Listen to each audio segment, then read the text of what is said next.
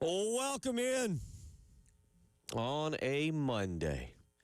Nice and cold and sunny and how it should be at Christmas time, Tyler Head. Not for too long. I don't mind a few of these. Yeah, well, I can do a few of these. I would rather this sure than me be in shorts and flip-flops and just a long sleeve like hoodie right now at Christmas time. Yeah, I was worried about you when I got up this morning. I was like, it's cold for me. I know it's going to be cold for Bill. And in true South Carolina fashion, it'll be in like the 60s by the end of the week. So thank you. Don't have to suffer too long. It also means a lot of sick people next week for Christmas when we go from lows of teens to highs of 60s. Right. In basically a 7-day stretch. But I was very thankful to not be getting up at 4:45 to be out the door by 5:15 this morning. Yeah, you probably could have hung meat in here. Okay. Yeah, I would have. We would have been testing some rules and regulations on what I'm allowed to say on air if that was the case. But that didn't happen. We're here now, ready to get you through the afternoon. A lot to discuss. Just whether it's local, whether it's national, Tyler. Diego Pavia goes insane on Saturday night. And, yeah. That was interesting. What did you think very quickly about the Heisman? And I want to get into maybe a little bit more of like, how relevant still is the Heisman Trophy Award now at this point? Did you even watch it? Let's start with that. I watched the very end. Okay. That's kind of been my thing. It's an hour-long thing, and they go through the highlights, and they talk to the family, they talk to the coaches. I'm really just interested to see who wins. So if you tune in the last 10 minutes, you'll get the winner announced. They go up there, they'll hold the trophy, they'll give their speech, and then it's done, and you get on to whatever else. I don't need to dedicate an entire hour to it, but I think Fernando Mendoza is very well deserving. I personally, if I was voting for the Heisman, I don't have a vote for that. I probably would have voted for Diego Pavia, but I don't have any problem with Mendoza winning it. I was maybe a little surprised with just how many first-place votes he got compared to Pavia, because I thought it would have been a little bit more balanced. But regardless, a special season, and obviously he's a big catalyst for why they're having the success that they're having. And I don't know, I thought his speech was good. He's obviously got a good story. So I have no problems with it. Okay. I'm like you.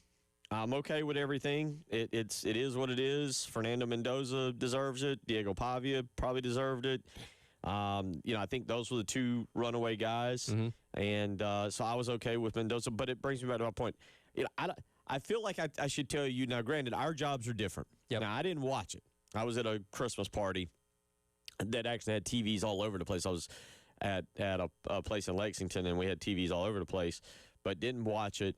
But I got to admit, I feel like if you went out of your way to watch the Heisman on Saturday night, you might want to reconsider your life. Now, we're different because it's part of our job. Sure. You did your job, and I didn't. Yeah. But I say that because, again, it just doesn't feel – there was something about it when I was a kid, and the last time I really remember the Heisman, and I don't know what year it was, but the last time I really remember the Heisman was, and again, I don't know what year, but it was when they had the Junction Boys coming on after the Heisman. Okay. So whatever year and I remember that because I was like, oh man, what a Saturday night. Yeah. And I think I have to go back and look up and see when the Junction Boys debuted, the story about Bear Bryant when he took all the Texas A&M players out to whatever it was called, Junction something. Mm-hmm. Yeah. And then ran a bunch of them off. But I was like, oh, good Saturday night. All right. Sure. Heisman, that whatever that is, that stuck. I'm stuck in that year on the Heisman. Yeah. I also feel like the brand of where the player comes from matters as well. Okay. And, the last 2 years, we're talking about Heisman Trophy winners from Indiana and Colorado, not exactly powerhouses in college football as of right now. And some of the stats, and this does also have to do with the fact that we've changed some rules in college football, like the clock and stuff like that. So fewer plays are being run, fewer touchdowns are being scored. So, you don't have the same gaudy stats for some quarterbacks like what Joe Burrow had a couple years ago. And maybe it's because some of these Heisman races have been close. Nobody has been this far and run away dominant one in the past couple of years. I guess you could say Jaden Daniels when he won back in 2023, but there was debate. Is it going to be Travis Hunter? Is it going to be Ashton Jeanty? Is it going to be Diego Pavia? Is it going to be Fernando Mendoza? So nobody firmly established hey, that is the guy that's going to win the Heisman Trophy. I feel like a lot of times we do get into late November now and kind of look around and be like, all right, those four guys. They're like the Right. best. One of those guys will win. Like we haven't had as many runaway dominant guys in years past. Like maybe you were used to back in the 80s, the 90s, where you could tell in like the middle of October, like, hey, if that guy doesn't get hurt, he's probably going to win the Heisman this year. So we'll talk about that. Junction Boys aired. I can't believe it's this old. I feel now old. I think you don't remember this now. The Junction Boys, and this is what I was saying. The last time I remember it being relevant, but it also explains why I looked at it on a Saturday night and was like, it's going to be a good Saturday night. December 14th, 2002. Okay. So the last time I feel like the Heisman was relevant, that's my college years. Yeah. And I'm like, okay. Yeah. I feel Been a little bit. it's a bad way to start the show now with learning about your age. Yeah, and I don't know, maybe that also goes with the changes of college football over that time because Yep. we were deciding champions differently and the schedules looked different back then. So maybe it's all encompassed. I will agree with you. It does feel different when we get down to the end of the season and crowning the Heisman Trophy winner compared to years past. Do you remember the Peyton Manning, Charles Woodson thing? Is that kind of in your wheelhouse, or is that a little bit too? I've watched the documentary. Okay, so- that was that was 98, right? No, that was 97. Yeah, I was a year old. Okay. Yeah, so I'm not going to remember that. The documentary was great. I enjoyed that, the Great Heisman Race of 97, but I don't have any cognitive memories of that Heisman race. Yeah, all right. Yeah, that's a good start. So, Welcome all I back. can say. Welcome back, Bill. I know you missed Thursday and Friday, but so I look older than I am. Like, a little bit. if you had to guess how old I was, what would you say? Well, I could be offended. I mean, I'd guess you're in your. Well, I'm trying to do math real quick on how Okay. old you actually are. But I yeah, told you this before. I don't go around asking people's age. I would assume you're in your mid to late 30s. Okay, I haven't got that before. Mid 30s is Still hanging on to the 20s one more year. I know. That's I was 29. trying to do the math on it because I was like, yeah, you're older. But then I thought about it. I was like, well, how old are you? And then I just did the math very quickly in my head. Yeah. I'd say mid 30s, but no, you're Yeah. 29. You got to get into the early 2000s. You got a very sophisticated look about you. Thank you. I appreciate that. When I grew out my beard and mustache in high school, people told me I looked older than I Okay, was. there. So I guess it's a common theme. But yeah, you have to get into the early 2000s for my actual legitimate memories of things to be relevant. Have to write that down. 803-404-6100. Again, a lot to get to.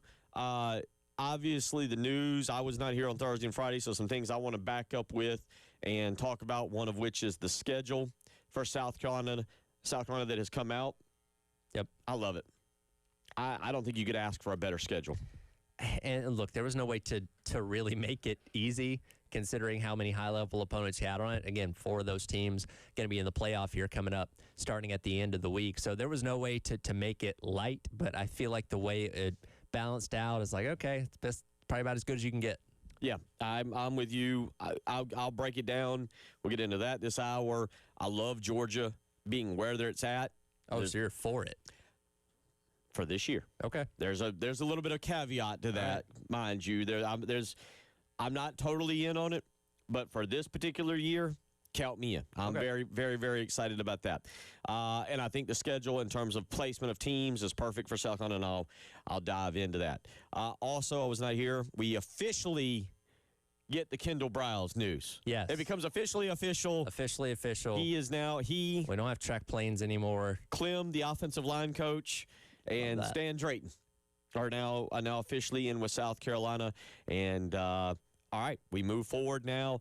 That's over. We're now waiting one more announcement that appears to be coming probably this week, and that'll be the official announcement that Lenore Sellers is back. Yeah, we're in the nearing a deal to be finalized, which Welcome to college. I would say welcome to college football in 2025. U.S. or Southern Cal sent out a tweet about re-signing one of their guys. Yeah. People like, it's where we're at now. It's like, yeah, it is. But again, when Thamel, NACOS, when they're talking about it, reporting on it, that means it's 99% likely it's going to happen. So waiting for the official thumbs up and graphic from the football Twitter account. But yes, it is looking like Lenore Sellers will be back next year. So we'll talk more about that. We'll talk about the Sellers stuff. South Carolina did get an offensive player back yesterday that I didn't know even had eligibility. Welcome to, the world of college football. Because he got injured that one year. Yeah, he got an injury. So we'll tell you about that, and we'll look a little bit at the offensive roster as well. If you want to be a part of the program, 803-404 6100, how you can weigh in this afternoon. I do want to share the sad news with you if you've not heard today, coming out this morning, the passing of Gamecock legend Steve Taneyhill, 52 years of age. I will repeat what everybody else is saying because I do not know, but health issues that had arisen in the last several years. And Steve Taneyhill, who, Tyler, you talk about it. I mean, Taneyhill is, for me personally, that football player. Like Sterling Sharpe, I loved him, but it was before my true memory, if you will. Yeah. Like Sterling Sharpe and Todd Ellis and Robert Brooks, all incredible players in the late 80s there that I can relate to, but the memory isn't quite there on them. I don't ever remember being at one of their football games. I remember in 92 at 10 years of age being at the Mississippi State game that South Carolina would win that day to break an 0-5 start to the season, that Taneyhill would come over. I remember the Clemson game that year.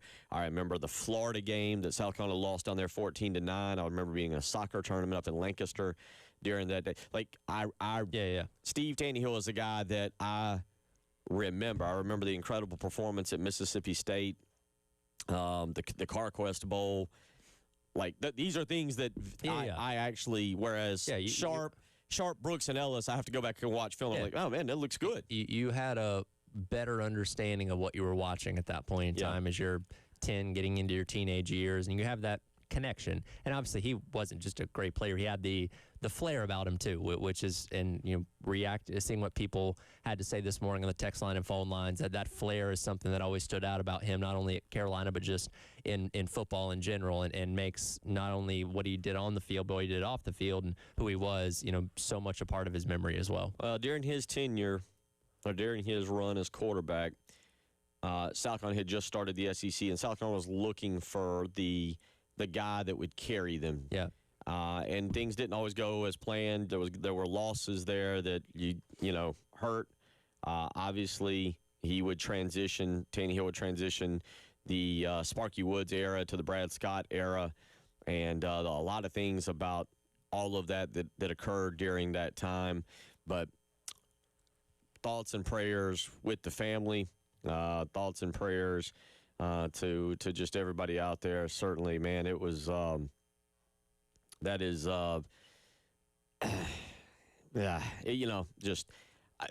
again, I say this from my standpoint, but I think a lot of the people that weigh in,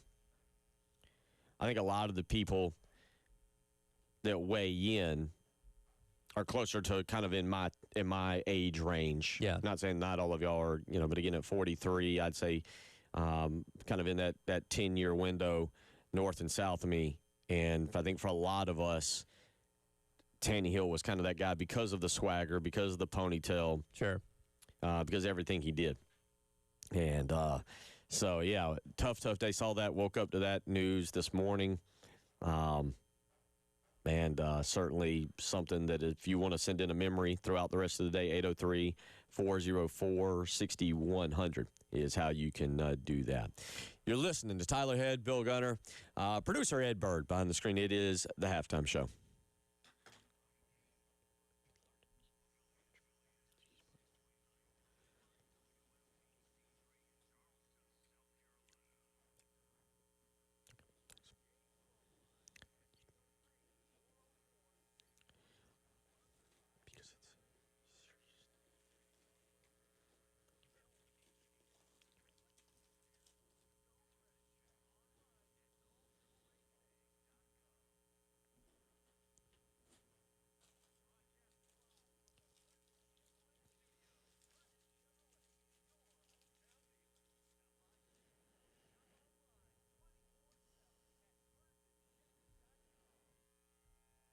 Bill Gunner for the Mortgage Guru, Jacob Crowder and First Palmetto Bank. Let me tell you, I know we're wrapping up the year. You're looking ahead to 2026. How do you get past Christmas? How do you get past New Year's? And one of the things you might be looking at is what to do with your home. Whether you want to buy or build next year. Maybe you've already found that perfect piece of property, or maybe you've already found that perfect dream home, or whether you want to refinance or even remodel. The first phone call you need to make is to the mortgage guru, Jacob Crowder with First Palmetto Bank, and see what options are available to you. Just give him a phone call, 803-719-1005. Again, that's 803-719-1005. That's how you can get in touch with Jacob Crowder, the mortgage guru. See what options you can do. They have a no-nonsense construction loan if you're thinking about building. And there's plenty of other options. Just give them a phone call, 803-719-1005. He's Jacob Crowder.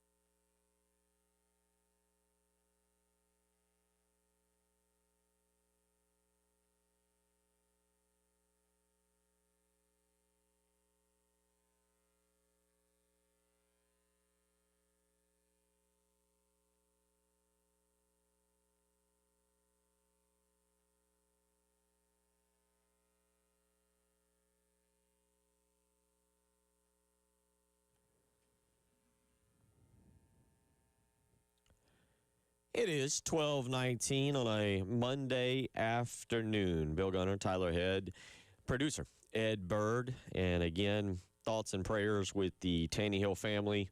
If you're just tuning in, we touched on it there at the end of the first segment. I didn't want to open with it and put us all completely down because it is sad news. It is. It is. Yeah, and I know it had been kind of floating out there through a lot of the morning. We were waiting to be sure before we ultimately said anything about it. But obviously it means a lot to not only, the Gamecock football community, but the entire Columbia community for, his businesses and stuff like that. And, still be connected down here. Because, again, he wasn't originally from here. He's from Pennsylvania, but he truly embraced Columbia and ended up making a good life in the years after he played football, down here. So if you have a thought or memory you want to share, if you text it in, I'll definitely get to it.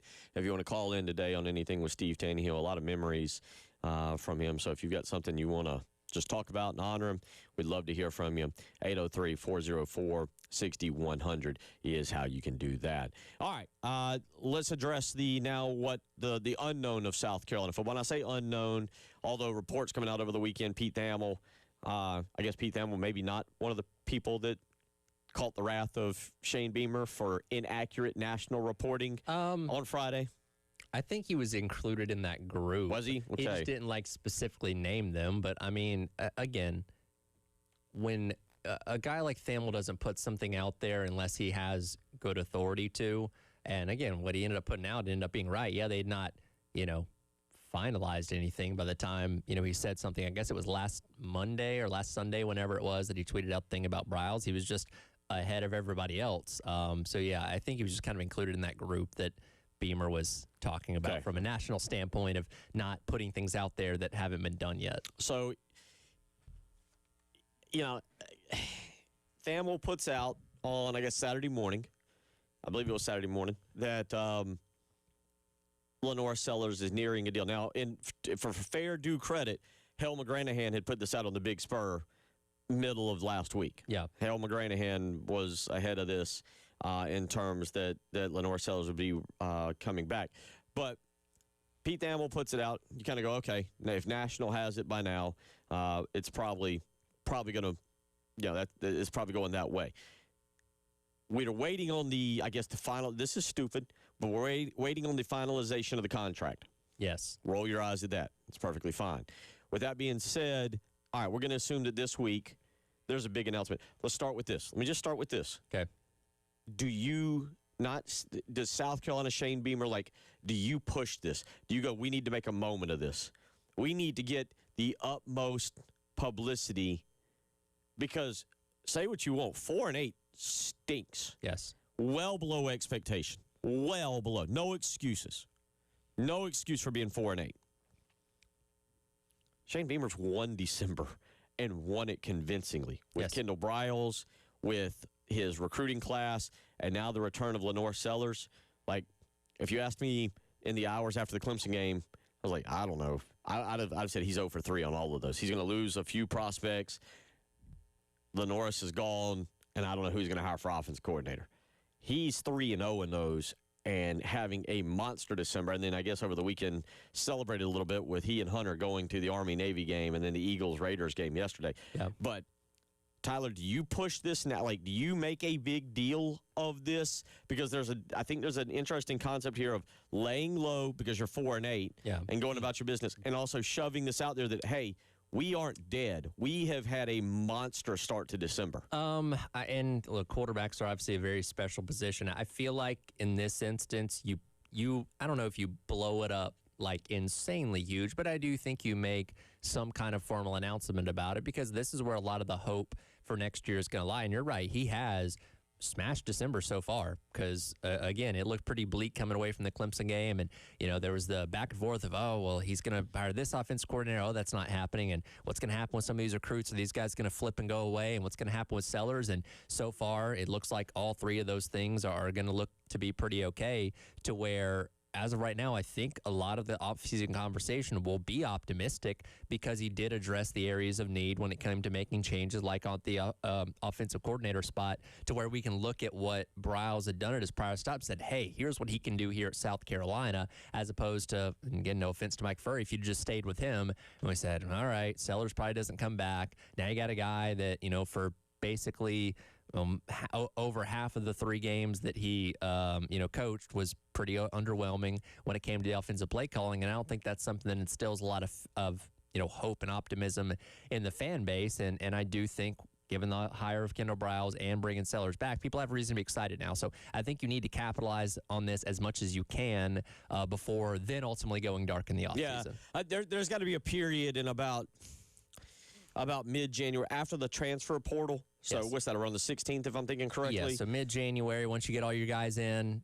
that's it. Yeah, you do one press conference then. I don't need a silly video. You're exactly right. I don't need spoofs. That is exactly how I would approach it. You do everything you need to get any publicity you want done, and then you're right. January, again, I think it's 16th is when the portal closes. I think it's the 2nd to the 16th, if I'm right. And then you go completely dark on all of that. I think that's the way you have to play it. But I actually think in this scenario, you hype it up. And there's going to be people that are going to say, no, you shouldn't do that. There's going to be people that are going to say, no, that's goofy, and why are you doing that? You got the transfer portal coming up. You got to add good players. I mean, I think they're fine at wide receiver. I think, you go out and get some offensive linemen, but I think the talent is there for Randy Clements, to work with. And until proven otherwise, I'm going to tell you all for the next 10 months that I think the talent on the offensive line is there. I think that speaks to how bad the coaching was previously. And if you want to go down that whole path, that's fine. But,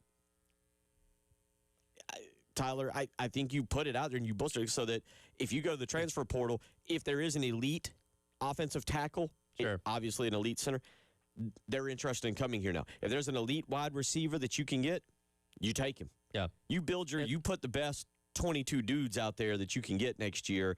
And if one of the guys you bring in for, and I think part of that is selling that to guys saying, hey, here's the face of our program on the offensive side. He's back. As silly as it sounds, those kind of things do resonate. And I go back to, Oscar Adway, and this was a different circumstance, obviously, but he talked about like the Office parody video that they did a couple years ago. Right. He saw that when he was at North Texas before he even entered the transfer portal and said, hey, I like what they're about. Let me look into that when I go in the portal, and I've seen it up coming here. So, yeah, there may be a lot of guys out there that aren't keeping up with the news cycle of college football as closely as we are, because it's obviously our jobs. Like, oh, hey, I didn't know Sellers was coming back to South Carolina. Yeah, okay, I might entertain that. And if that gets you one high-level guy, congratulations, it's worked. But, yeah, I think that's kind of your last hurrah before, outside of, tweeting out details of the spring game or something like that. You're not going to be too active out there. We don't need to see the Grit Night videos. You know what I mean? Like, just take care of business. And I'll say this. I am under the belief now, until we're told otherwise, there will be no spring game. Okay. Did you and I have this conversation? Yeah, we had that conversation. I don't think we had it on air. I said that the construction opens you up to not having one. I truthfully don't think they could have one. It depends. I mean, I guess you could have everybody sit on the whatever the other side is that's not behind the Gamecock bench. Yeah. You could close off that section. But if all of y'all are thinking about this, there's construction going on at the stadium. They've just torn down, or they're in the process of tearing down the Eddie Floyd building. I think what you brought this up last week, but we were off air. I'm going to move forward right now until told otherwise that they're not going to have a spring game, and which is perfectly fine with me. Yeah. It's actually going to be part of that. Would be, that's all part of the lay low. Don't do anything. Take the extra practice and not an actual game. I'm okay with that. Yeah. No, I think we can assume until proven otherwise that might end up being the case. And I don't know, now that the portal window is changed, I don't know if other programs around the country start bringing theirs back or not, but you would just kind of join the list of tons of other schools that didn't have one. Yeah. It's not 1 year and going to kill you. 803-404-6100. Jacob weighs in. Beamer has done what he needed to with the coaching hires and retaining Sellers, but I'm not drinking the offseason Kool-Aid. We're a 4-8 football team until proven otherwise on the field next September. That's fair. I think that's very fair. Yeah. A couple of y'all weighing in on Steve Taneyhill. Texter says, Mike says, I had 2 classes with Taneyhill while I was at Carolina. One class I sat next to him a lot of times. He was the funniest guy. He'd always say something to get the class laughing at least once a week. Great guy, R.I.P. to Taneyhill. Justin weighs in and says, hey, guys, Justin, R.I.P. Steve Taneyhill. I remember Steve. I met him at a restaurant in 2024. Another texter goes with Taneyhill, the first South Carolina player to thumb his nose at Feinbaum by proving him wrong and that we belonged in the SEC. Was in college for the Mississippi State and Tennessee games for the program filming. 2 amazing wins, courtesy of Steve and his teammates. The fall of '93 for a Thursday p.m. ESPN game. They introduced the broadcast profiling Tanner over Lenny Kravitz. Are you going to go my way? There you go. A couple great memories of Steve Tanya. We'll come back. We'll finish up the conversation. A Gamecock football player announced he is back. We'll tell you about that and talk some schedule. It's the halftime show.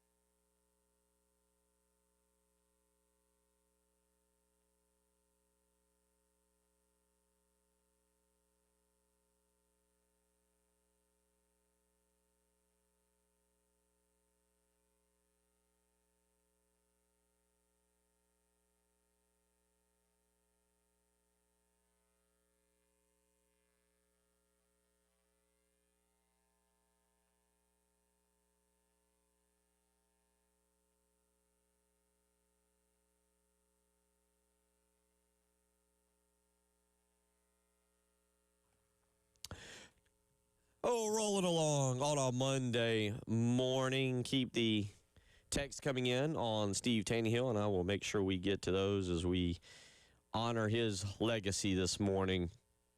If you're just tuning in, had not heard the passing of a Gamecock legend, 52 years of age, Steve Taneyhill, passing away this morning due to health issues, as it is kind of being called at this time. Glenn weighs in and says, R.I.P. Steve Taneyhill. So tough loss this morning for Gamecock Nation here as we hit the middle of December. So again, thoughts and prayers with his family. 803-404-6100 if you want to weigh in. So they put out the schedule on Thursday night. Correct. Number one, let me start with this real quick because I've teased it twice. Okay. Trying to get better at this. South Carolina gets a player back yesterday. Yes. Brady Hunt puts on Instagram running it back. Mm-hmm. Okay. That's going to go under the radar. But right now for that tight end position, with the loss of Michael Smith, that's a pretty solid. Brady Smith is, when healthy, has been pretty reliable. Yeah. And I don't know the exact, I got to admit, as I'm talking out loud, I saw it yesterday. It was way down the list of things I wanted to discuss. But the fact that he's back, Tyler, I don't know the exact usage of tight ends in Kendall Briles' offense and how they exactly fit in. Yeah. By the way, I'm checking. Yeah, you lose Jordan Dingle as well. So, yeah, your tight end room right now, Brady Hunt, Mo Brown, Mike Tyler, then the Ramsey kid coming in as a freshman. And Tyler, I know, unless Tyler and Ramsey gain significant weight, physically they're not of the size right now that you would want your tight ends to be. There's an area you're going to have to look out in the portal. Yeah. More likely than not. Probably maybe almost get two. Yeah. In that thing. And look, one thing from this past year that I don't think we calculated into how bad it hurt South Carolina was the loss of Josh Simon. Yes. Who had an incredibly good year. But the fact that Brady Hunt's back, that's another ultra positive because that gives you that should be your guy at tight end. Unless, again, there's a dude out there in the portal that you just is head and shoulders above him. You take him. And you didn't quite have the connection that you had with Josh Simon and Lenora Sellers, but it was solid as Brady Hunt was able to. I put that on Shula. And maybe that is on Shula. We don't truly know, but I mean, Simon did lead the team in receptions a year ago, and was a favorite target of Lenora Sellers. So yeah, maybe it was the design of the offense that kind of pulled Sellers away from doing that. But we know what Hunt is capable of, and seemingly, unless you go out and just land a superstar in the transfer portal, will probably be your tight end number one going into next year. So Brady Hunt back for South Carolina. That news getting a little bit under the radar with everything else going on, but certainly good news. All right. Last Thursday night, they put out the schedule. Yes. I'm interested. I didn't hear the show on Friday morning. I was at Prisma Green. I was at Prisma all morning, all day. So I didn't hear. What was your take on because you give yours, so it's first time hearing, and then I'll fire back with mine. Yeah, again, when you look at how tough the schedule is from an opponent standpoint, there's only so many ways you can balance it to make it easy, so to speak. I do think much like this year's schedule, you have a favorable front end of it. Yes, you have a road trip to Alabama in the second week of conference play there in week number 4, but all right, Mississippi State at home for the first conference game. Okay, you play Kentucky, go on the road to Florida. Both those teams having new head coaches. That's not a bad slate for your first 5 games of the year. Now, yeah, the back half gets a whole lot harder. Tennessee, Oklahoma, A&M, Arkansas, Georgia before Clemson. So a tough way to round out the season there. But much like this year, I think the goal coming in is, okay, get as much as you can out of those first 5 games and set yourself up where you're not having to have to win like 4 or 5 games out of your last 6 to put yourself in a decent spot for the postseason. Okay. Mine are going to be a little bit stronger, but they're basically along the same lines as what you just said. I look at this schedule. I don't think you could draw it up any better for South Carolina. I genuinely don't. If you were to take the 9 games we knew they had and you were to place them, I'd be interested if you want to text in your 9-game SEC schedule, knock yourself out, I'll read it. But it just takes a lot of time to text. I don't know how you could design an SEC schedule, given the teams you know, that fits South Carolina better. All right? Let's be truthful. Let's be honest. Mississippi State, I'm throwing Kentucky, I'm throwing Florida, I'm throwing Arkansas in there. Those are your 4 jump ball games. Sure. Okay? They're 50-50. Maybe 52-48 Mississippi State, South Carolina, where South Carolina's 52% favored to win because the game's here. Arkansas, we don't know Ryan Silverfield on November 14th. What does Arkansas look like late in the season? But I think we would all agree right now, if you just look at the schedule, Mississippi State, Kentucky, Arkansas, and I'm throwing Florida in there. And one of the reasons being DJ Lagway announcing today he's in the portal. Yep. Florida's got to get a quarterback. Those are your legitimate toss-up games. And I wouldn't be opposed to throwing Tennessee in there. Because you get Tennessee here. You do. You get Tennessee here, and they're going to – whoever they go with next year at quarterback, and they're going to have options, whoever they go with is still going to be learning a little bit. Yeah, and you also get that off a bye. And again, you only get one bye next year because of the way the schedule falls. So you get it after going on the road to Florida, right smack dab in the middle of the year. So you get 6 games of sample size before you play your final 6 games. And, yeah, then you get a home game against Tennessee that, they'll probably be favored, I would imagine. But depending on how the season's going. Yeah, depending on how the season's going. They should be getting them coming off their Alabama game.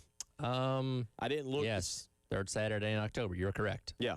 That's what I'm basing it on. I didn't look to see as long as we kept it straight. Because they have a bye after playing Carolina. So you catch up. So that's the other thing. Think about that. If they've got the bye, Tennessee's got the bye after South Carolina, that's 1, 2, 3, 4, 5, 6, 7. That's 7 straight. That'll be their 8th straight game when they come to Columbia. Yeah.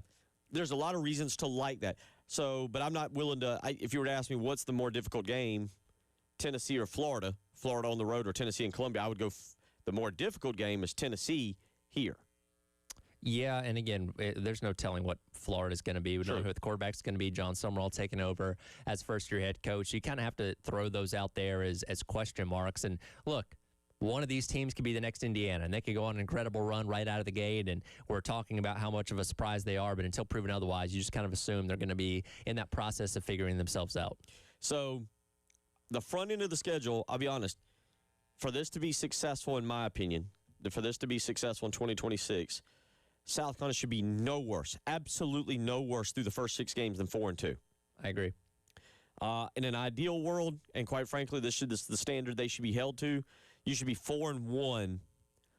You should be 4-1 through the first 5 games. Yeah, kind of similar to what we talked about this year with the way the schedule broke out and trying to be 5-1, if not at worst 4-2, coming away from those first 6 games. Obviously, didn't end up happening for South Carolina, but a similar situation next year again. And Mississippi State took a step forward this year in the second year under Levy, so who knows what they're going to be next season, as we can kind of say with all these teams. But favorable, you get them at home. The road game at Alabama is what it is. Though the last time you played there, played them pretty darn well. And when they came here this year, also played them pretty darn well. So you haven't quite been able to get over that hump. You've been in both those games, so hopefully that bodes well for that road trip next year. Again, Kentucky and then Florida with 2 new head coaches are 2 games that you hope South Carolina is going to be ahead of where those teams are at that point in time. I'm not saying those teams can't have good seasons, but when you're entering into the second month of the season, only a handful of games in the conference play, you hope Carolina will be a little bit more established than both Kentucky and Florida are at that point in time, which, again, would set you up for hopefully a decent record to where, again, if nothing else, just trying to get back to a bowl game. I don't know that you want to set the bar a whole lot higher than that, and that's fine, and I will too. But if you're just trying to make sure they get to the at least 6-win mark, getting through those first 6 games, no worse than 4-2, means, all right, find a way to win 2 games in those final 6 to at least give yourself a 13th game and some form of postseason. I know, again, the standard should be higher than that, and we'll all talk about that in the offseason, but that's at least the first bar to clear next year with this schedule. That I'm with you, and there does have to be a standard set somewhere. There does have to be a standard set somewhere that we hold them accountable to. Yep. 4-2, no worse than 4-2 is very fair. I would probably go 5-1. We'll come back and wrap up our thoughts on the schedule, my thoughts on the South Carolina Georgia game. I love it. Okay. I love it. I know I saw you put something. You're one of the few that's not a fan. I'll explain that is why. A fan of it. I'll explain why. You're listening to Tyler Head, Bill Gunner, producer Ed Bird. It is the Halftime Show.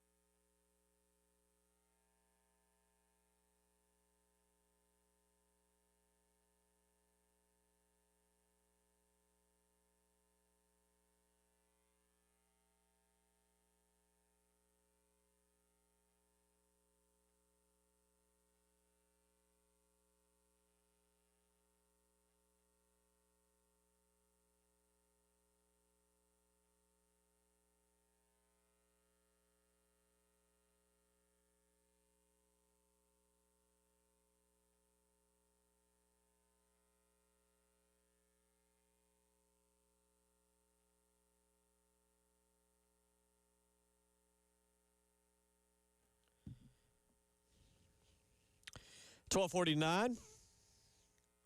Zach weighs in. Steve Tannehill was a pioneer when it came to pouring back into the community after his playing days at South Carolina. A huge loss for the city and for Gamecock Nation. Clayton weighs in and says, I remember Dad's stories of Tannehill, and I think Toby Cates coming into General Arts, my dad's floor business, circa 1995. Nice. Glenn just weighs in again with RIP Steve Tannehill. I tell you, it's just, we've had a lot of great players, a lot of great people come through this program.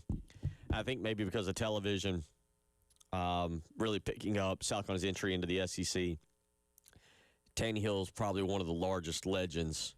And also what they said, but the ponytail, the signing of the Paul, didn't do much to Clemson after that, but the disrespect of Clemson there early on, the famous picture that a lot of people have of him standing there, I guess looking at the Clemson crowd with his arms outstretched and that one glove on up there in 92.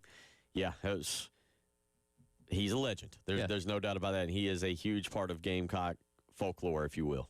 Yeah, no doubt about it. And again, that his playing days were obviously before my time, but in my time, here the 3 years that I've worked here, I've seen plenty of the highlights. Obviously, know what he's done in the community with his restaurants and stuff like that. So yeah, very well beloved and somebody that still holds a lot of records too. If you've seen some of the stuff that's been written about him today, kind of detailing some of the passing records he still has, which considering how much football has changed and how much it's a little more pass happy than it was back in the mid 90s, it's pretty impressive. 803-404-6100, wrapping up our scheduling thoughts on South Carolina. This was from last Thursday. I didn't get a chance to be here on Friday and be a part of. So I love the opening. I don't mind the ending. People are calling this, I don't think that this ending is any harder than anything South Carolina's ever been through. We don't know what Tennessee's going to look like. It looks like John Mateer is going back to Oklahoma. Yep. So I think Oklahoma's got a chance to stay where they are at. So, okay, that's difficult. I'm fighting every ounce of my body to teach myself that Texas A&M is not going to flop somewhere. Here we are now. But, yeah, okay, that's fine. That's difficult. Halloween next year in November 7th, Oklahoma A&M. But, again, Tyler, Arkansas, I don't think you could play that game is probably the easiest on the schedule because I don't have as much faith in Silverfield. Yeah. That program's really kind of in limbo right now. Maybe they're great by then. Maybe they're not.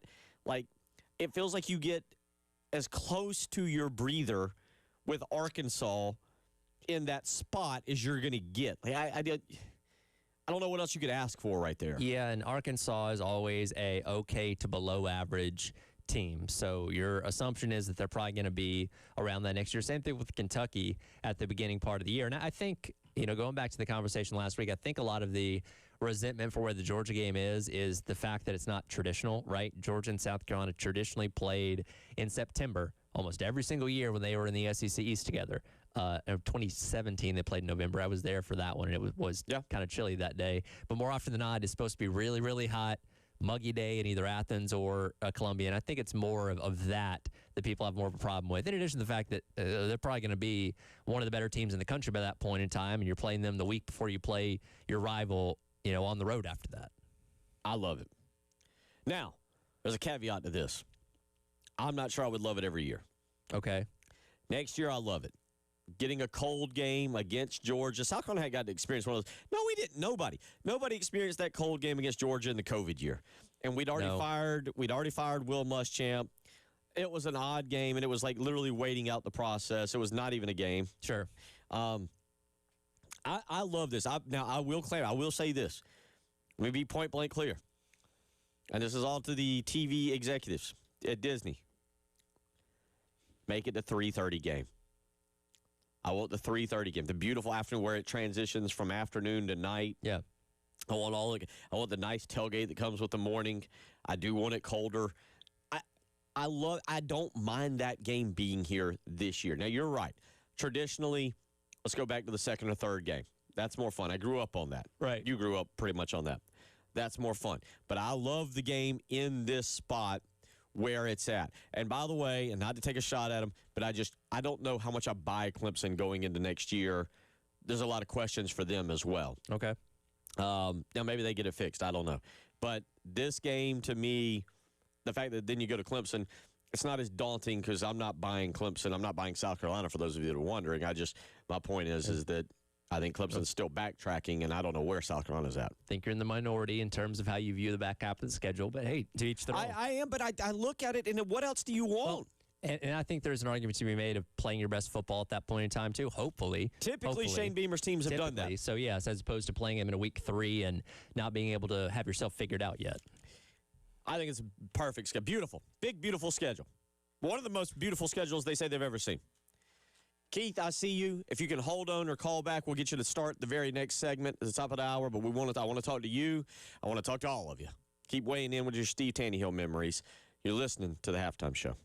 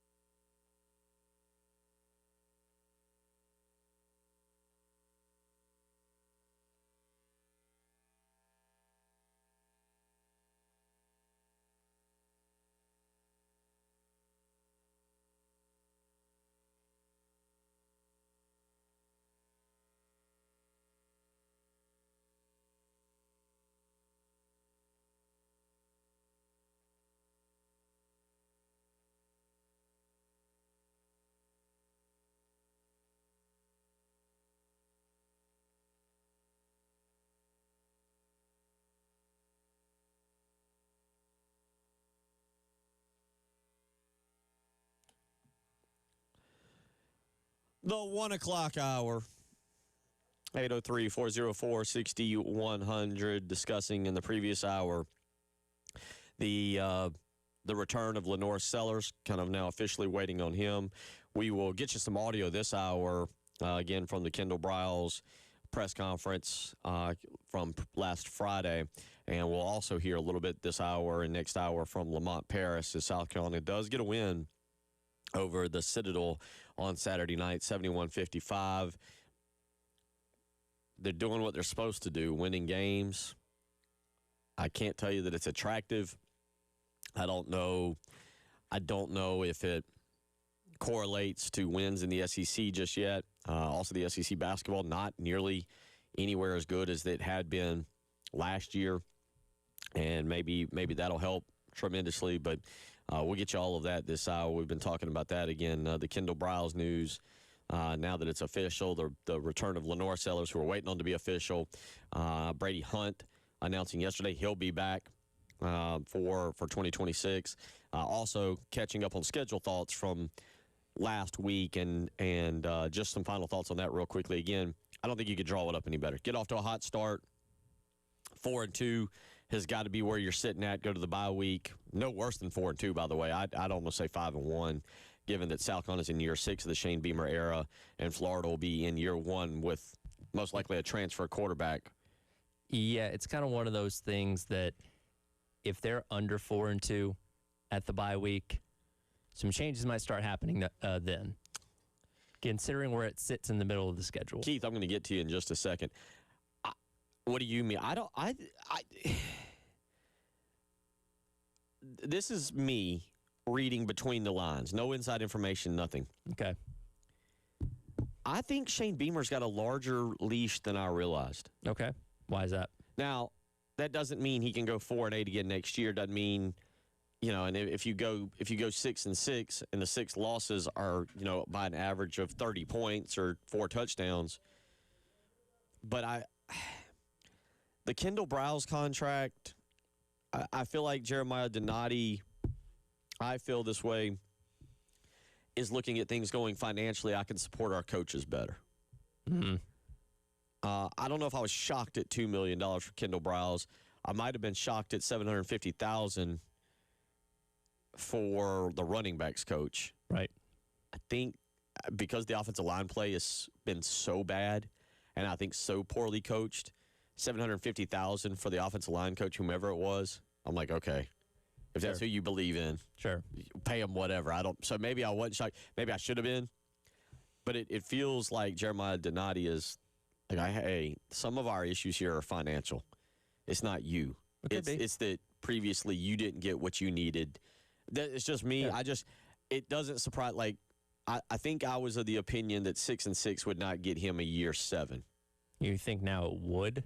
As long as is competitive. Okay. Like there's some caveats to that we will get to when we get to the summer.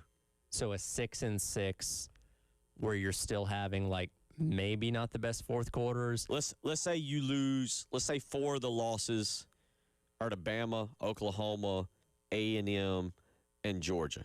4 playoff teams. 4 playoff teams. Okay. They would be now playoff team. I'm just kind of thinking ahead of next year. Sure. And then you lose one in excruciating fashion to Florida. Okay. You lose one at home to a good Tennessee team that finishes the year 8-4, 9-3.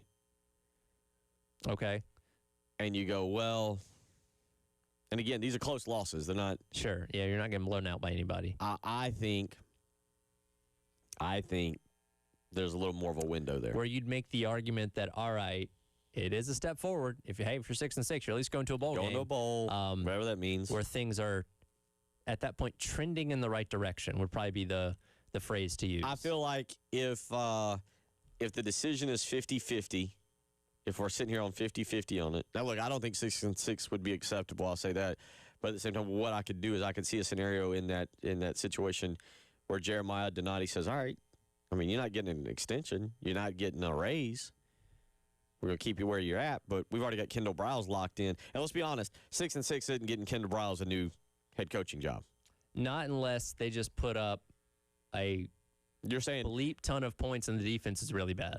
okay, yeah, and I'm with you on that. Yeah. But my point is like 6-6, so that I could see a scenario where basically they're like, all right, we don't want to pay your buyout.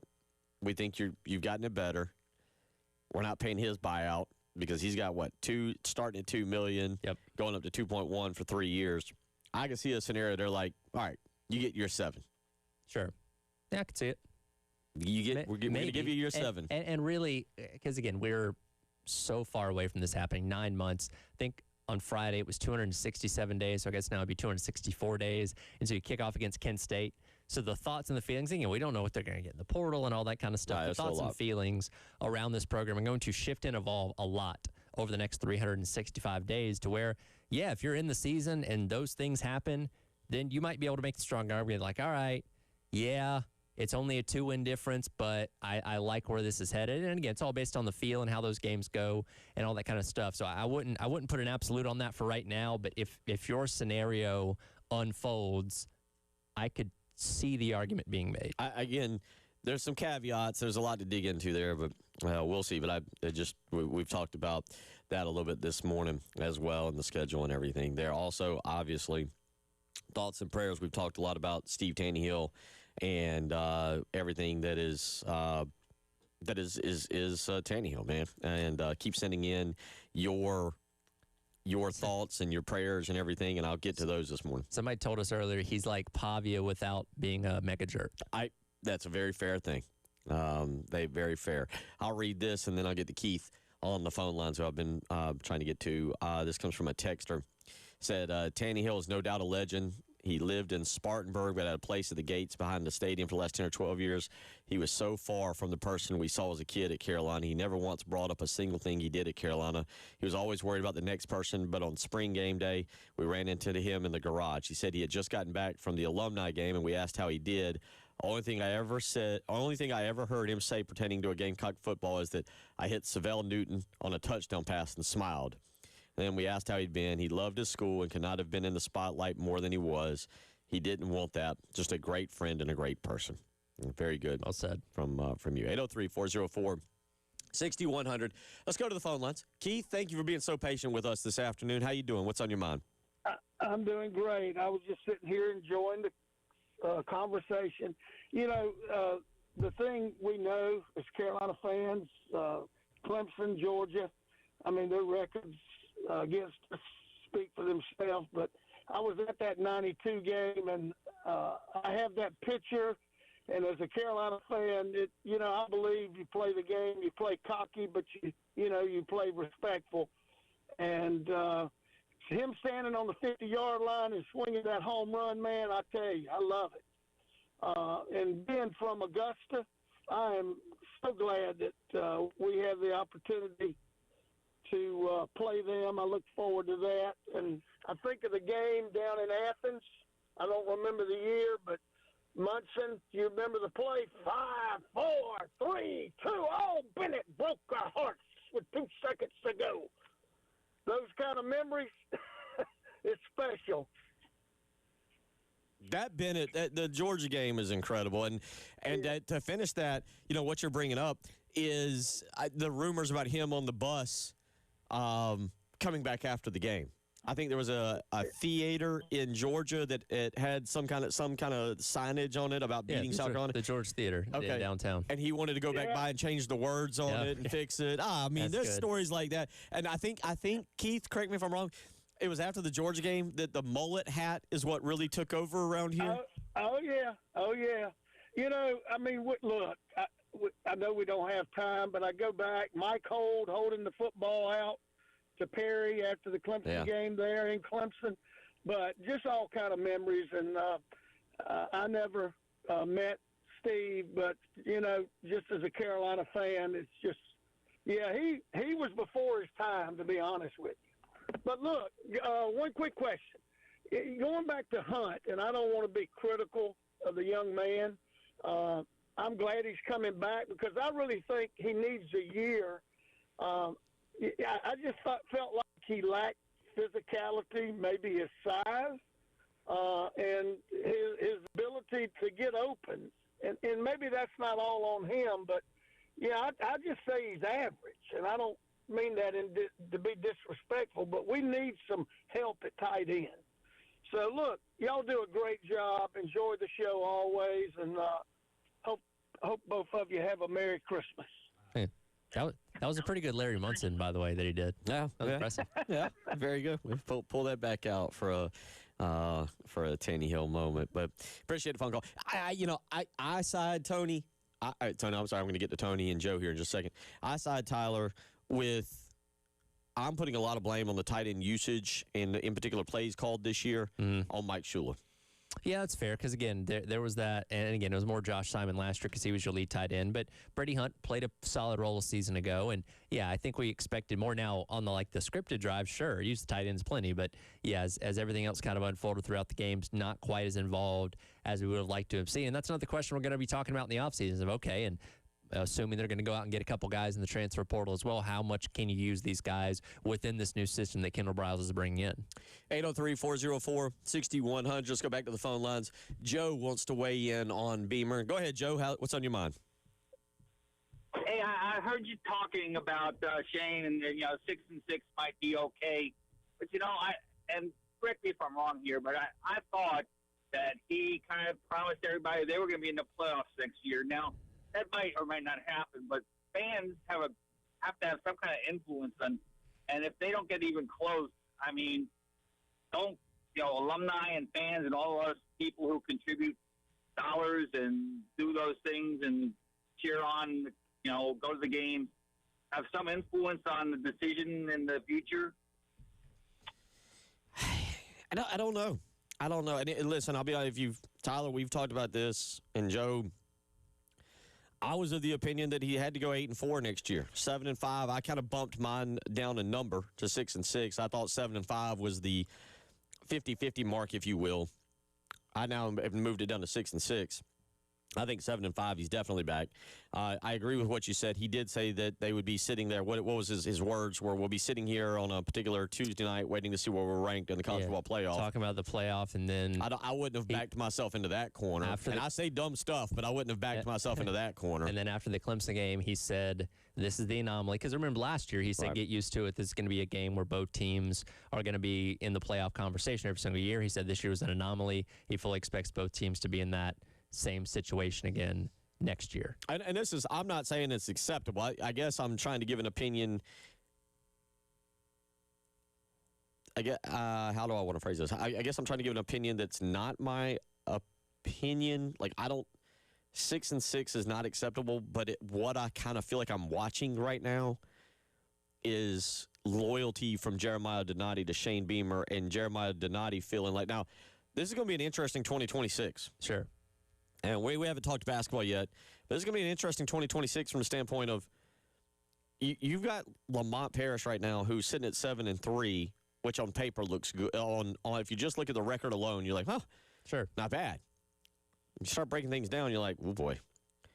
I don't know. You buy lottery tickets, and I think you've got as good a chance, 1 in 292 million, I think, of winning the lottery as you do of telling me what this baseball team is going to do.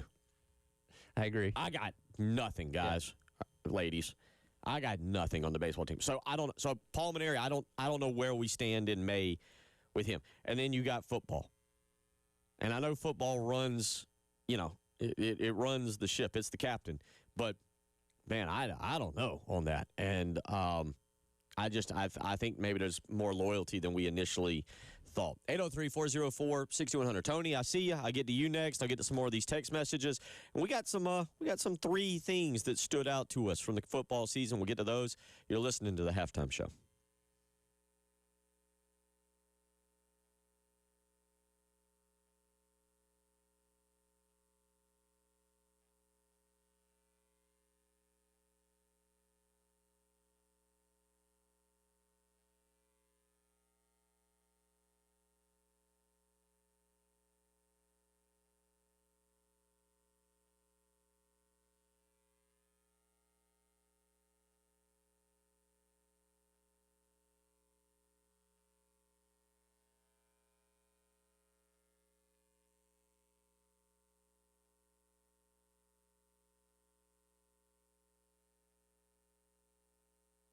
Bill Gunner for Mid-State Roofing, where they are taking care of people just like you and me each and every day. They've been doing it for over 30 years, being the absolute best in the business at maintaining your roof. Whether it's your home or your business, Mid-State Roofing is there for you 24 hours a day, 7 days a week, ready to help you. So give them a phone call. 803-356-1919. Wherever you're living or listening in this great state this afternoon, Mid-State Roofing is there for you. So whether you're in Greenville or Charleston, Spartanburg or Florence, Aiken, call Mid-State Roofing today for your business or home roofing needs, where they design and install protective systems that will keep that home or that business dry and running. 803-356-1919. If you've got a leak, let Mid-State Roofing take a peek.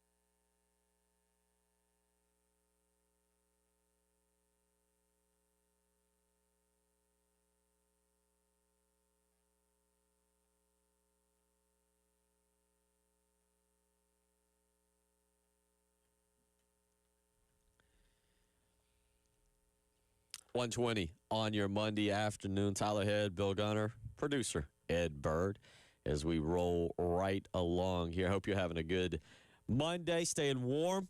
If you've got a Steve Tannehill memory that you want to call in or weigh in with, please give us a phone call and let us know. We'd love to hear from you on anything that reminds you you've not heard the news. just tuning in, Steve Tannehill passing away at age 52 this morning due to illness, if you will. I'm not going to speak to it. I don't have all the details, but it is a sad situation, and we'll kind of go with from there. 803-404-6100. Again, if you want to call in or text in here today. Let's go back to the phone lines where Tony wanted to weigh in on Shane Beamer. Go ahead, Tony. What's on your mind? Hey, how y'all guys doing today? Good. Listen, Shane appears to made a great hire with those three gentlemen that he's hired, but I just want to say that sometimes we overlook people in the state. You know, might want to take a page out of Lou Holtz when he went down there and got Buddy Pugh and brought him in and helped in the back room of the running backs and made a big difference there. And then he went on down to South Carolina State. And with that being said, if you look at the coach down there at Chennisbury, one thing he believed down there at South Carolina State, his players, in order to play for him, has to buy in. And I don't know if the coaches here, are we bringing in, or either Beam or whoever, getting the players to buy in to what they're doing. Chennisbury won everywhere he went. Same thing as the Indiana coach. If you listen at that Indiana coach talk, his players buy into what they're saying. So I just say sometimes we might want to go down there and talk to that guy and bring him on up here to us at South Carolina State. Now, I'm a Gamecock to my heart, and the gentleman called in earlier, 6-6. No, if our quarterback come back, I'm looking for 9-2, 9-3, whatever, not 6-6. I think we need to get better. That's my take. Okay. I appreciate the phone call. I don't agree. I don't disagree with you on the record thing. That's why I say I guess I'm giving an opinion, but not giving an opinion. If your specific scenario works out, where your four of your losses are to the playoff teams, they're tight, and then you have two of them are on the road. Two other tight losses to a Florida team, always tough on the road, and a Tennessee team that should be probably pretty good, then I think there could be an argument made about, all right, you're trending in the right direction at least, but just blindly going 6-6, I don't think anybody would say, yeah, for sure, that's fine.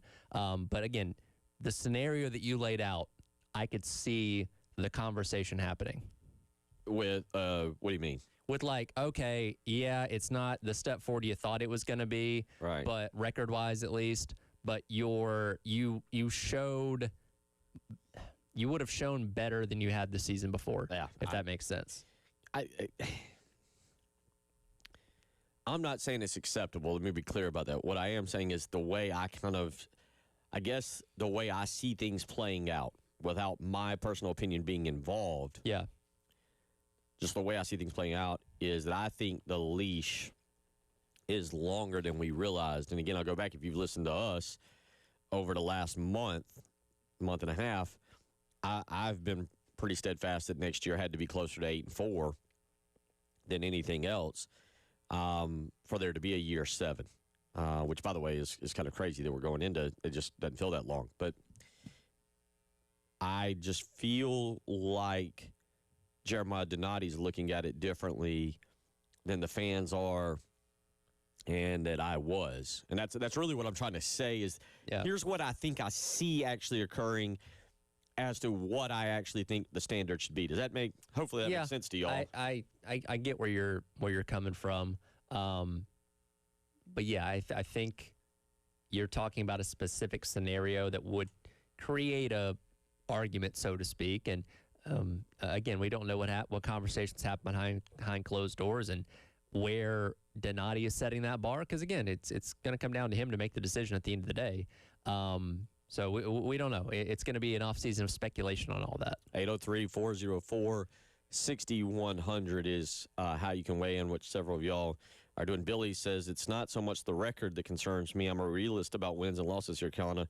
What disturbs me is the in-game decisions and the crazy things he does, like the celebration at halftime. And I think that's part of it. He goes on real quick. Billy says, I don't know that I'll ever forgive him for chasing that single point in the Alabama game this year that ended up costing us. And I do wonder, so Stan Drayton is an assistant head coach as well, coming in. And we've talked about in the last 2 years since you lost Pete Limbo as your assistant head coach, there have been some questionable decisions made when it comes to timeouts, clock management, going for it in certain scenarios. And again, Drayton's his buddy. They go back to their days at Mississippi State back in the mid-2000s with Sylvester Croom. does that help out? Is he a better voice in his ear in those scenarios, saying, "Hey, let's do this, let's not do this," and kind of clean some of those things up? Because again, that was kind of a, I guess, an under talked about part that persists throughout the entire year were some of those coaching mistakes that they made in certain scenarios. That do they all end up, going differently as far as wins and losses if you change them? I don't know, but they were glaring in the losses that you had. I'm with you on that. 803-404-6100, how you can weigh in there. Just kind of going down a path now that it feels like there are still things that we have to figure out that's got to be kind of presented to us to give us a good gauge on 2026, such as, all right, again, it looks like Lenore Sellers is definitely back. Yeah. All right, then the attention turns towards, hey, Dylan Stewart, what are you doing? Any other defensive players, what are you doing? I was out, I think it was Thursday this occurred. We now know Jalen Kilgore and Brandon Cisse are announcing to go to the NFL. They're going to the NFL. Right. I said they have announced, past tense. But, that's okay. So now you have a little bit better feel. Today, even though it's not necessarily time yet, DJ Lagway has announced. Is he announced, I guess? Yeah, he's announced. He's a perfect. Okay. Yeah. I didn't see an Instagram post or anything, but I wasn't searching. But he's going to the portal.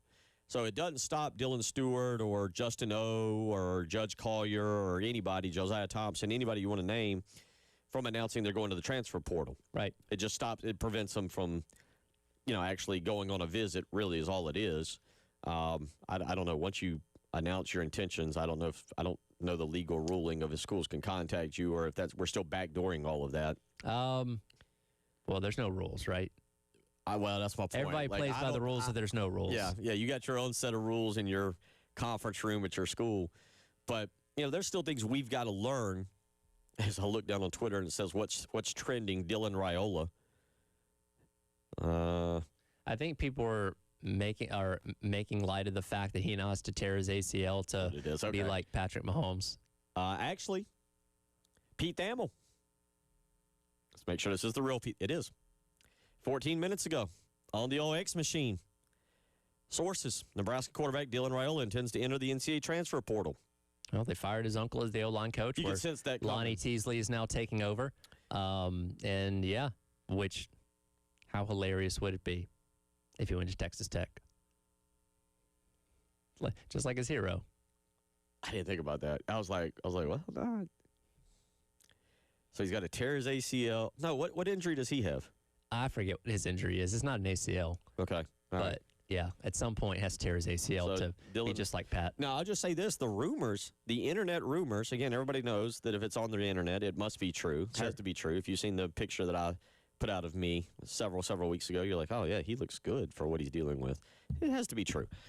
But the rumors circulating are that Dylan Raiola and Miami already have a deal in place.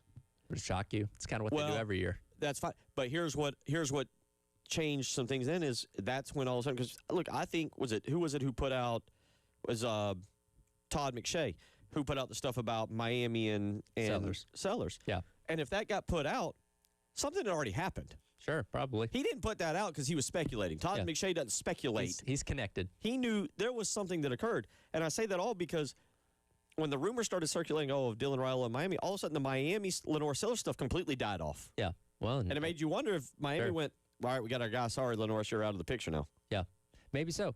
We'll see. But that's kind of Miami's thing now is they just portal a quarterback in every year and, have pretty good success. And Carson Beck got him to the playoff. So Pete Thamel now reporting just about 15 minutes ago, Dylan Raiola will enter the NCAA transfer portal. Current quarterback at Nebraska will be going elsewhere. We'll come back. All right. What were some things this year that we really liked from South Carolina football? 3 things, 3 moments, games, plays that were the best. We'll tell you about those from the 2025 season. You're listening to The Halftime Show.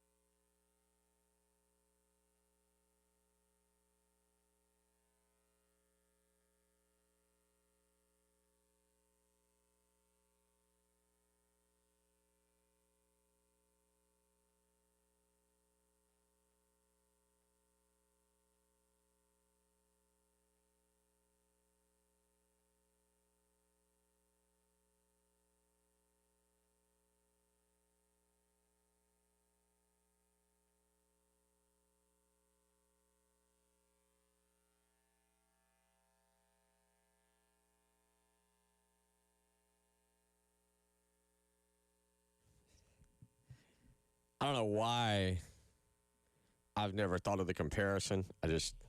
Probably because I don't use them anymore. But there was a time post-divorce I got divorced officially in 2018. Officially divorced in 2018. I've only been married once. But post-divorce, I started using dating apps. I want to see what it was like. Sure. He's a single guy. I was in my mid-30s. I was like, I want to see what this is like. And I don't know why I've never put two and two because I haven't used them in a long time. The transfer quarterback, how do you want to word that? Portal, just the quarterback. That's essentially your dating app for college football and players. Yeah. Like that's your dating app. Like players are swiping right and left. Was it swipe right for who you like, swipe left for who you don't? I think that's right. Yeah, it sounds. You right. never used it. No, you never got into the dating. You never had to do the dating. I never used the dating apps. I contemplated it at one time, but never pulled the trigger on it. In fact, I was told by an ex-girlfriend to not use dating apps. They're a wild, years later. It's a wild west situation. I'm sure people have met their significant other on dating apps. Which, hey, there's nothing wrong with that. Oh no! I don't have any experience with that. It's a great, but it's a pretty apt comparison because we like to call the portal stuff. It's like speed dating, right? Yeah, because when you think about what recruiting is for a high school athlete, again, you go back to Landon Duckworth, who put the picture up the other day with Kendall Browse. That had been for like his freshman year in high school. Right. Like these guys are going to camps, they're going on visits, the coaches are coming into their homes, going back to when they're 14 and 15 years old, and it's this long process. And you go visit here, you go to a visit there, you talk to this coach, talk to that coach, and it's a long, drawn out process of really figuring out where you want to spend the next couple of years of your college career. But with the transfer portal, it's like, okay, I'm running the portal on January the 2nd. Now, again, I can put out there on Twitter or whatever that I'm going into the portal, so that will start increasing interest. But, and some guys do go on visits, but not all of them. And it's like, hey, all right, what's your offensive situation? What can I plug in? How are you going to use me? It's just like, all right, give me your 5 bullet points of how you think I fit into your team, and I'll decide if I want to come to you or not. And again, a lot of these guys commit sight unseen, never been to a place, never met the coach, talked to him over the phone or whatever it may be. It is kind of like those speed dating things where you sit at a table, all right, 2 minutes, next person, 2 minutes, next person, 2 minutes, next person, and hopefully you find your match. And sometimes it works out, sometimes it doesn't. Might have to go back and pull the audio I watched on Instagram over the weekend, and it's Ed Orgeron. He apparently did a huge podcast sit down and talked about all kinds of stuff. When he was on My Take? I might be late to the boat on this. I'm not sure. But in there, he talks about the official visit with Joe Burrow. Yeah, that's He's wearing like a black outfit, like kind of a black shirt. I think that's older, and I think they've brought some clips back up, or he just went back in there and retold the same stories. Regardless, Ed Orgeron's a phenomenal storyteller. He is, yeah. But he talks about it. I'm not going to break it down but I'll see. I don't know if when we pull audio, if we had the capable to bleep things out. Oh, where he tells them to reach down, and if you got some, grab them. No. This is one where he talks about they went to this restaurant and Burrow wanted crawfish. And he had the crawfish guy. He had the crawfish. Yeah. But then he talks about taking him out into the parking lot afterwards. But it was like Burrow said something like, I don't want to talk football with you. Yeah. Like, I'm not here to talk. We're not having a football discussion. And it's kind of like what you said, like Burrow and LSU is like a fling for 7 minutes. Sure. And Burrow's like, yeah, I'll go there. I'll side up. I'll marry you for a year. Yeah. And let's go and see what makes it happen. One of the best transfer portal acquisitions of all time. And one of my Ed Orgeron, he nailed it. He said he told Burrow, this is the good point I was also going to do, he told Burrow, like, hey, you're the most important recruit I'll ever have because with you, we'll win a national championship, and if I don't get you, we lose. I get fired. Yeah. And he somehow did both, by the way.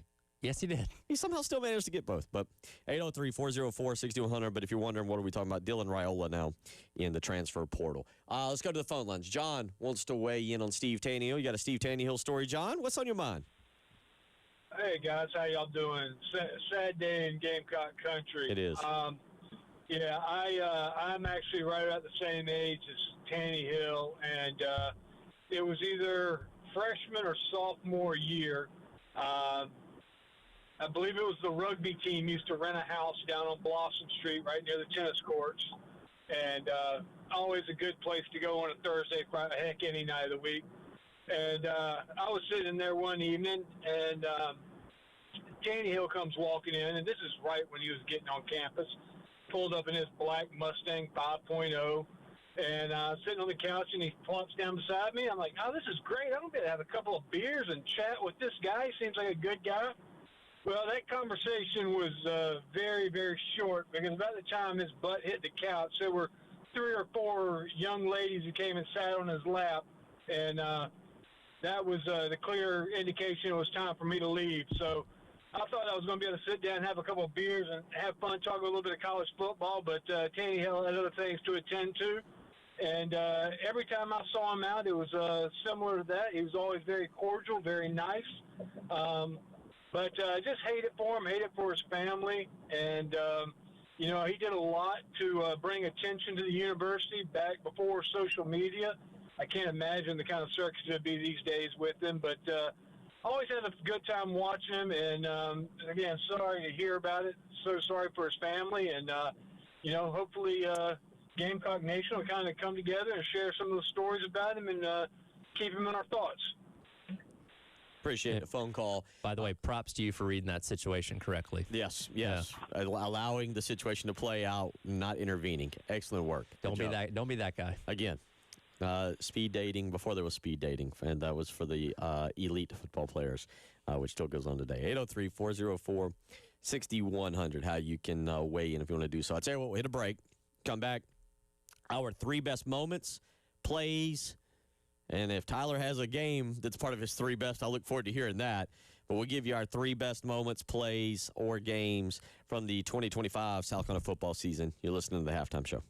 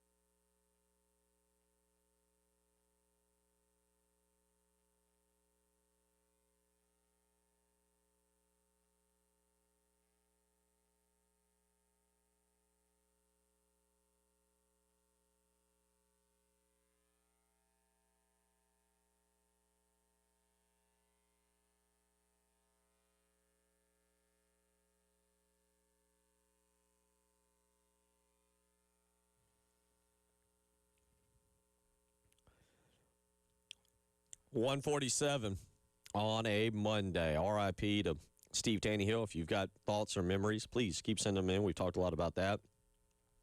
Today, Gene weighs in and said, had the privilege of officiating a few of Coach Tannehill's games when he coached.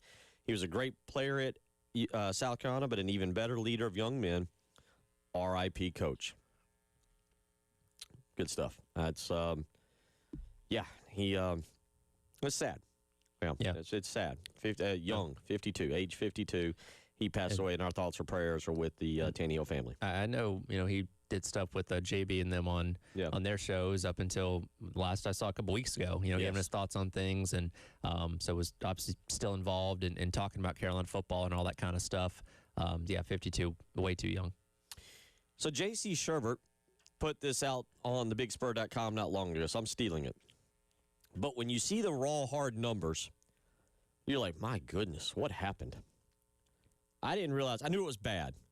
Terry Ford and I have had this conversation really dating back to about March of last year when things appeared to start heading south for baseball.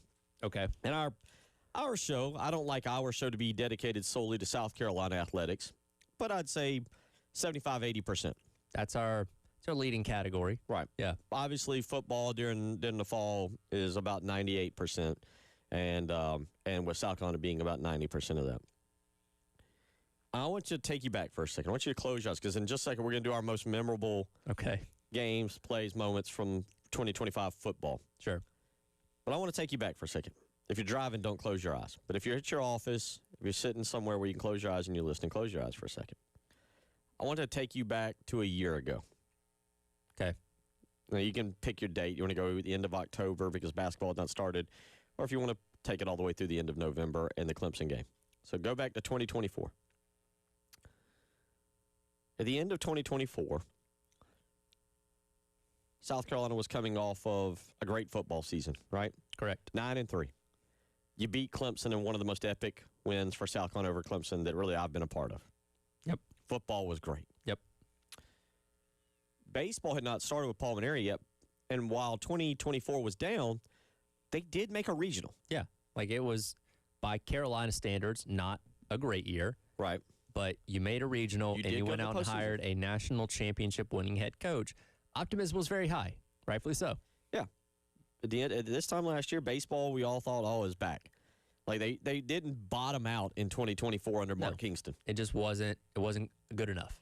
And technically, that's why I say pick your date how you want to pick it. Because when they lost to North Florida right off the bat, it took a lot of the energy away. But technically, basketball is coming off of the best year ever. Regular season, 26-8, and an NCAA tournament team. So that's 2024, right? Yep. Fast forward to January of this year, or from last year to January. Go to January. South Carolina, this is per J.C. Sherbert. In 2025, basketball, baseball, football, combined record against SEC competition and Clemson. Combined record of baseball, basketball, and football. Oh, no. How many wins do you think they have? Well. If I gave you the ballpark number of 14.5. And this is just men's basketball, Only right? men's. All right, only okay. men's. Men's basketball, baseball. If you're trying to I see the hamster running. Yeah, Stop trying to add it up real quick. 14.5. The wins would be less than 10. I know that much. Am I There correct are on 10. that?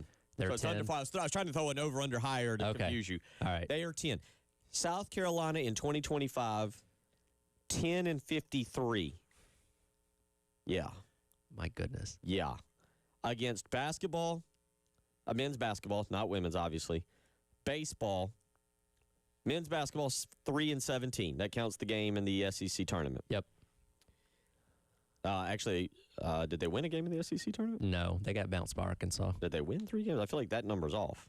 I got to go back and look at that. I feel like they were 2-17. You have to check that out. Hold on, let me that's check. 20. That's 20 conference games. Let me go to KenPom. That's 20 conference. Did they get to 3-15 last year? They, Which I still don't know how they would get to 20 games. no, they only won 2 conference games. They beat Texas and Arkansas. That was it.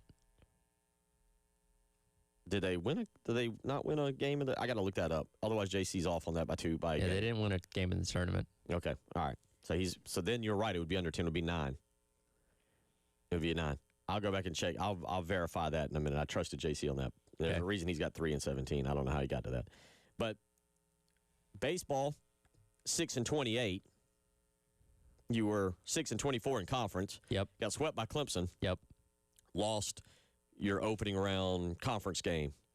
Football this year, 1 and 7. And then 8 when you count Yeah, Clemson. 8 when Yep. you count Clemson. Oh, that's where he gets his 17th loss. Or that's Okay. where he gets his 3rd win. Oh, That's where he okay. gets his 3rd win. Yeah, Clemson 'cause game. I forget Clemson. about that. Yeah. So 10 wins total. Hmm. So there's not many good moments. Not really. Shout out to women's sports for carrying the year. All right. So then that brings us full circle now. What are your 3 moments from the football season that were the best moments of the season? All right, so I have. Do you have them in order, or you just got 3 moments? It's just kind of 3 moments. I have Harbor's explosive touchdown versus Virginia Tech that sealed that game because, again, that was kind of, we felt like the emergence of Harbor being the wide receiver we thought he was going to be. I got Swain's punt return touchdowns just kind of grouped together because Okay. they all came in in those first 2 games and was one away from breaking the record. But he had a good year returning punts, like overall. So that's just kind of a collection of things. And then how can I not put the first half of A&M in there? Okay. I draw that game right down the middle. First half was great. And we were like, oh, my God, Furry's the answer. Shula really was holding this team back. Yep. What happens after a halftime is a different story. But that was probably the best this fan base felt all season was at halftime of that game. Okay. All right. So those Tylers. Give them again. Yeah, the Harbor explosive touchdown, 64 yards versus Virginia Tech that won the game, or that put the game away. Swain's 3-punt return touchdowns the first 2 games, then the first half against Texas A&M. Okay. That's Tyler's 3 best moments from the South Carolina 2025 football season. I got to 2, and now Tyler's helped me with 3. I'm gonna so I had a couple of them that I was trying to figure out where to. I think 2 of them are very obvious. The best plays, because it just gave you hope. Okay. So I got this in order. Best moment of the season, opening drive against Virginia Tech. Yeah. All hope was there. We were feeling good. Heisman's, playoffs, and they come right out and they go right down the field, and it looks like everything we dreamed of for 9 months. Yep. Here it is. You never felt better. Unfortunately, that was pinnacle. Yep. That was the moment. Okay? Everything was downhill after that. Right off the bat, Lenore Sellers runs in. 2, Lenore Sellers touchdown run against Alabama. All right. We go up 22-14. Fair. It was the second best moment of the season. 3, I'm going to go with the first half of Texas A&M because you thought, okay, We're feeling good. this explains everything. That's right. And you still thought bowl eligibility was a possibility. Yes, at that point. Those were my 3. All right, hour 3 on the way. Jamie Bradford set to join us, and we'll talk more. It's the halftime show.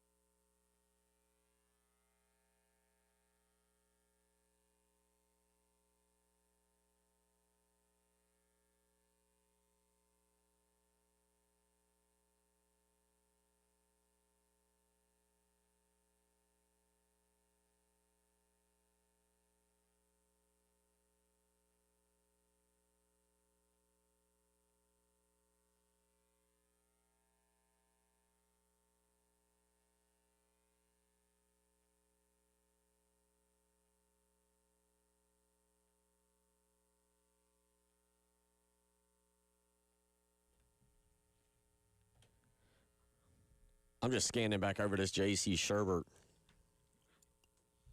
post article on thebigspur.com, and if you're just tuning in, he put it out there earlier today. I mean, Tyler, we all thought we'd do it. We're waist deep in this stuff because, there's a fine line. I always tell people there's a fine line between winning and losing. And for us, everybody's like, oh, it's better when they win, right? I'm like, no, not really. Like, Right. like we are better off with chaos and with losses and with anger because it attracts your attention more. You get fired up. Yep. You, the listener, or you, the subscriber, or whatever. You get fired up, and you're more when everything's going great. A lot of y'all don't want to call in and be like, "Man, that was awesome! What a great weekend!" When they lose, when they blow a 27-point lead to Texas A&M, Yeah. when they blow a game to Alabama, when Lane Kiffin's stomping a mud hole in them, you guys are far more willing to interact and engage. So a lot of times after a loss, especially during football, people will be like, "Oh, good luck on Monday," and I'm like, "No, Monday's going to be an easy show. Monday and Tuesday are easy. Everybody's going to express their anger. We're good." We had a lot of those this year, unfortunately. And we did. I didn't realize until I looked at J.C. Sherbert's post how bad it was for South Carolina against the SEC and Clemson in 2024, 2025, essentially 2025. I only say 2024 because of men's basketball.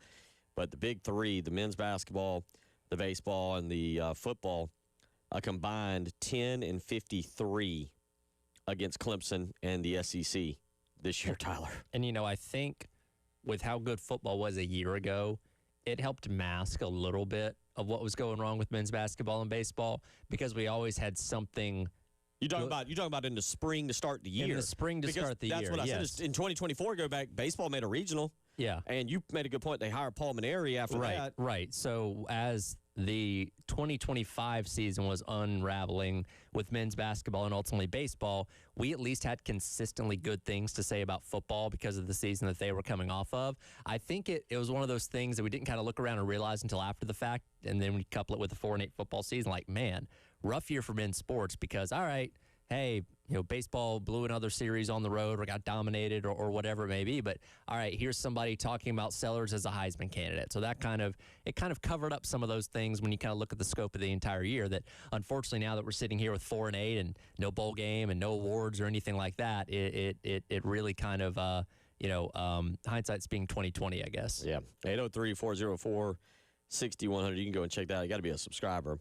But you can go and check that out on thebigspur.com. He's got a nice little breakdown and also talks about how loyal, how great the fans are. One thing you can say, this fan base is loyal. Give you all that. We also here at 107.5 The Game appreciate that. We thank you very much wherever you're living and listening today. 803-404-6100. We've also talked about Steve Taneyhill. A lot of y'all have weighed in today on what maybe a memory you have or a meeting. He was a personable person, if you will. And he's a guy that brought, as a player, a lot of emotion, a lot of energy, sparked the fan base. That was a rejuvenant time there under him a little bit. I don't think it all went according to plan. I think when he won the bowl game with Brad Scott, we thought we were off to bigger and better things, and the program was growing, and obviously it bottomed out in 99 under Lou Holtz, truly bottomed out. And then this century, despite what I just read about 2024, this century has been honestly quite good for South Carolina, if you're quite frank about it. Baseball championships, women's basketball championships, football the last 25 years has peaked in ways that we never thought, I think, possible. Maybe we did. But back in 92 to 95, Steve Taneyhill was a shining light for South Carolina athletics. Tyler, baseball was running about average. Basketball was right there. Basketball would take off in, I believe it was 95 with Eddie Fogler and get to the NCAA tournaments. But basketball was kind of in a very, very dark time at that point. And Steve Taneyhill was a shining light for South Carolina athletics and for fans to follow. Well, and he helped kind of bridge that transition into the SEC, right? And that was obviously going to be a challenge. And I know to start things off, it was a little rough kind of getting up to speed, but he was kind of the catalyst for finally getting your feet underneath you as a program in this tough conference, and obviously winning the bowl game for a program that had never done it before. Hugely significant accomplishment, and didn't exactly roll the momentum off of that into immediate success until several years later. But yeah, again, if you were alive for it and there to see it, I'm sure some special times here. So if you've got a thought or a memory, please don't hesitate to weigh in with that or give us a phone call. Now, we got Jamie Bradford coming up in about 15 minutes, 10 minutes, and we'll talk with him about that, obviously, but we won't take phone calls during that time. Let's see. Texter weighs in. It says, I met Steve at a Spartanburg Gamecock Club meeting a few years back, ran into him several times tailgating at Carolina football, and he always remembered who I was and stopped me and struck up a conversation. He had a steakhouse in Spartanburg for a short time, and my wife and I went in, and he remembered us and made sure we were taken very good care of. He will be missed. Yeah, and I think we had the text earlier that mentioned that he didn't talk about his own individual successes, which, again, when you're a guy that was as big as he was here and helped South Carolina do something it had never done before in program history, I don't know. I'd probably talk about that a little bit, but it sounds like he was a humble enough guy to, I guess know that the people knew who he was, but not feel the need to be like, hey, remember when I did this type of thing. Well, it goes to show you that what college coaches say, a lot of it, maybe 75%, is BS. Sure. They're recruiting a player. They're just trying to get him to school, whatever it takes. Whatever I got to say to get you. But the one true sentence that will forever be true is that players are making a 4-year decision. Not making a 4-year decision, but making a 40-year decision, a lifetime decision. Yeah. In the traditional sense. No offense to Steve Tannehill in this manner, but Steve Tannehill outside of Columbia, South Carolina, or the South Carolina fan base is a name. He's kind of a Gamecock SEC legend, but still, if you went to other fan bases, by and large, Georgia, Kentucky. Now, Georgia might remember a little bit differently. But if you went to Florida, if you went to Kentucky, if you went to LSU, if you went to certain places, and he does have a win over LSU in Baton Rouge, they'd be like, who? Yeah. But Steve Tannehill is not only a Gamecock legend, but he's a state legend. Right. Clemson fans remember who Steve Tannehill is. And maybe today there's some that still don't like him. But, he didn't play it down in the NFL. He's not a national legend. But he came to South Carolina and, quite frankly, didn't have 4 good years. He had 4 good years. Yeah. But the teams weren't special. And yet he was a mayor. He was the governor around here. People loved him. You read the text. And it goes to show you come to your university and you do what's right and you make a few plays here or there. You're a legend for all time. Sure. And Steve's a Pennsylvania guy, Altoona, Pennsylvania. He wasn't a local guy like Marcus Lattimore or, some of these guys. He's a guy, and he settled into the state, and he lived, and he was embraced by the university, by the fan base, and he wasn't embraced for 4 years and then thrown out on his bum. He's been embraced for 40 years. And that's why I say, I say a little less than 40, but you get the point. But that's the thing about when college coaches say you're making a 40-year decision and not a 4-year decision. That's what makes it very, very true. Yeah. I agree. And again, to the businesses and restaurants and stuff that he had here that are still obviously going, he's got a lasting legacy here that will continue on for a long time to come. He'll be the guy that people continue to tell stories about and all that. And again, it sounds like he was a great part of the community that people enjoyed, getting to know and spend time with over the years. Again, unfortunately, just gone far too soon. 803-404-6100. So if you got a memory or a thought on him, please do not hesitate to send that in. We got a little bit more quarterback news. All right. The dating app that is the quarterback transfer portal and the coaches is fired up. All right, lay it on me. So far we have DJ Lagway today. Yep. And Dylan Raiola. Yep. I believe this was the second one technically, but I missed it. Pete Thamel has reported that Cincinnati quarterback Brendan Sorsby has informed the school that he intends to enter the transfer portal. Sorsby has told ESPN today also, according to Thamel, Sorsby is waiting on his NFL draft grade and to explore transferring as he waits for feedback from the NFL. There's a third. He'll be a tier below Lagway and Raiola, but he ain't a far tier behind him.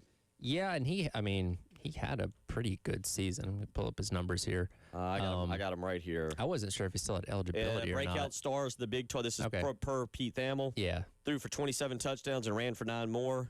He'll be among the top quarterbacks coded in the portals. He's a true dual threat who threw for 2,800 yards and ran for 580. Yeah, and his numbers, he took a significant step forward this year compared to last year in terms of total touchdowns, cut down on his interceptions a little bit, wasn't taking as many sacks. So, yeah, a pretty impressive year for him. And I know even back to when Carolina was looking at their offensive coordinator, or their offensive coordinator was among the names that could be in the realm of conversation to be Carolina's new OC. That was a name like, oh, do you bring in a Brendan Sorsby if Sellers doesn't stay? Obviously, that was way too early in the process to know any of those things. But, yeah, he'll be pretty sought after.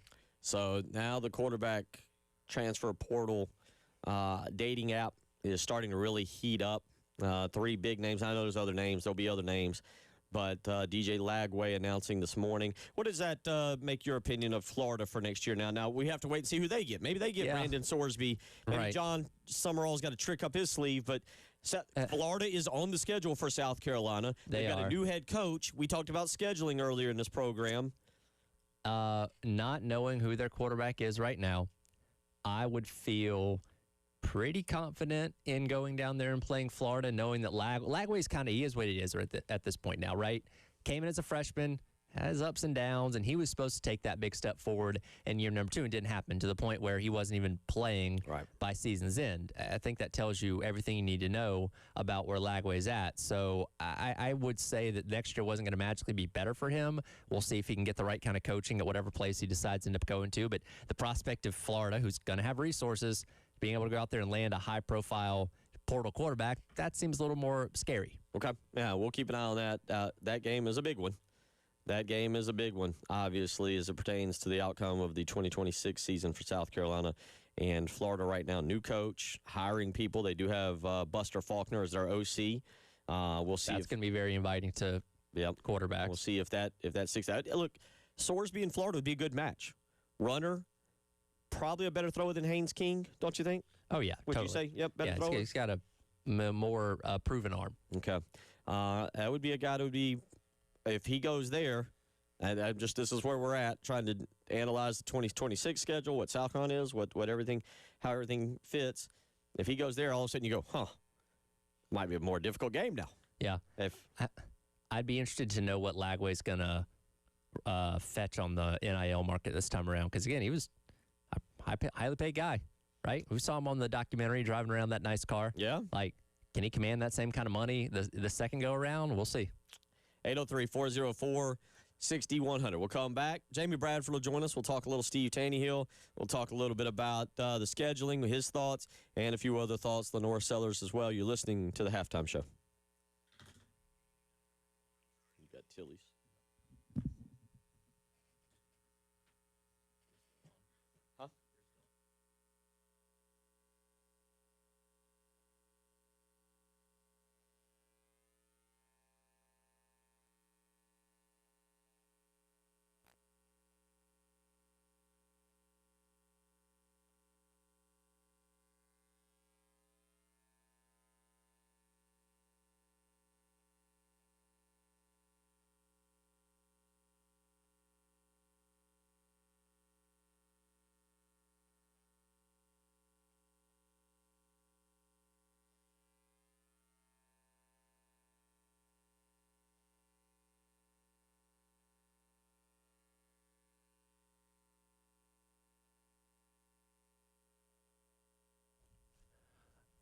Tyler Head here, telling you about our friends over at Tilly's Warehouse, the first wine and spirits store in 5 Points in the past 20 years. Christmas is only 10 days away, and if you have that wine lover in your life, you need to head over to Tilly's Warehouse and check out their full wine selection and see what is right for the person in your life. They'll help you out with the best selection and choice to make sure you get that gift just right for that person for you. And if you mentioned that you heard this ad, by the way, on 107.5 The Game, you can get 10% off any wine selection over there at Tilly's Warehouse. They're located right there on Green Street, right behind the Salty Nut Cafe in the old Pavlov's building. Easy in and out. And again, they have everything you need and so much more. Stay connected with them on Instagram and Facebook, or visit their website at tillyswarehouse.com for more information and discover why Tilly's is your new must-visit spot over in 5 Points.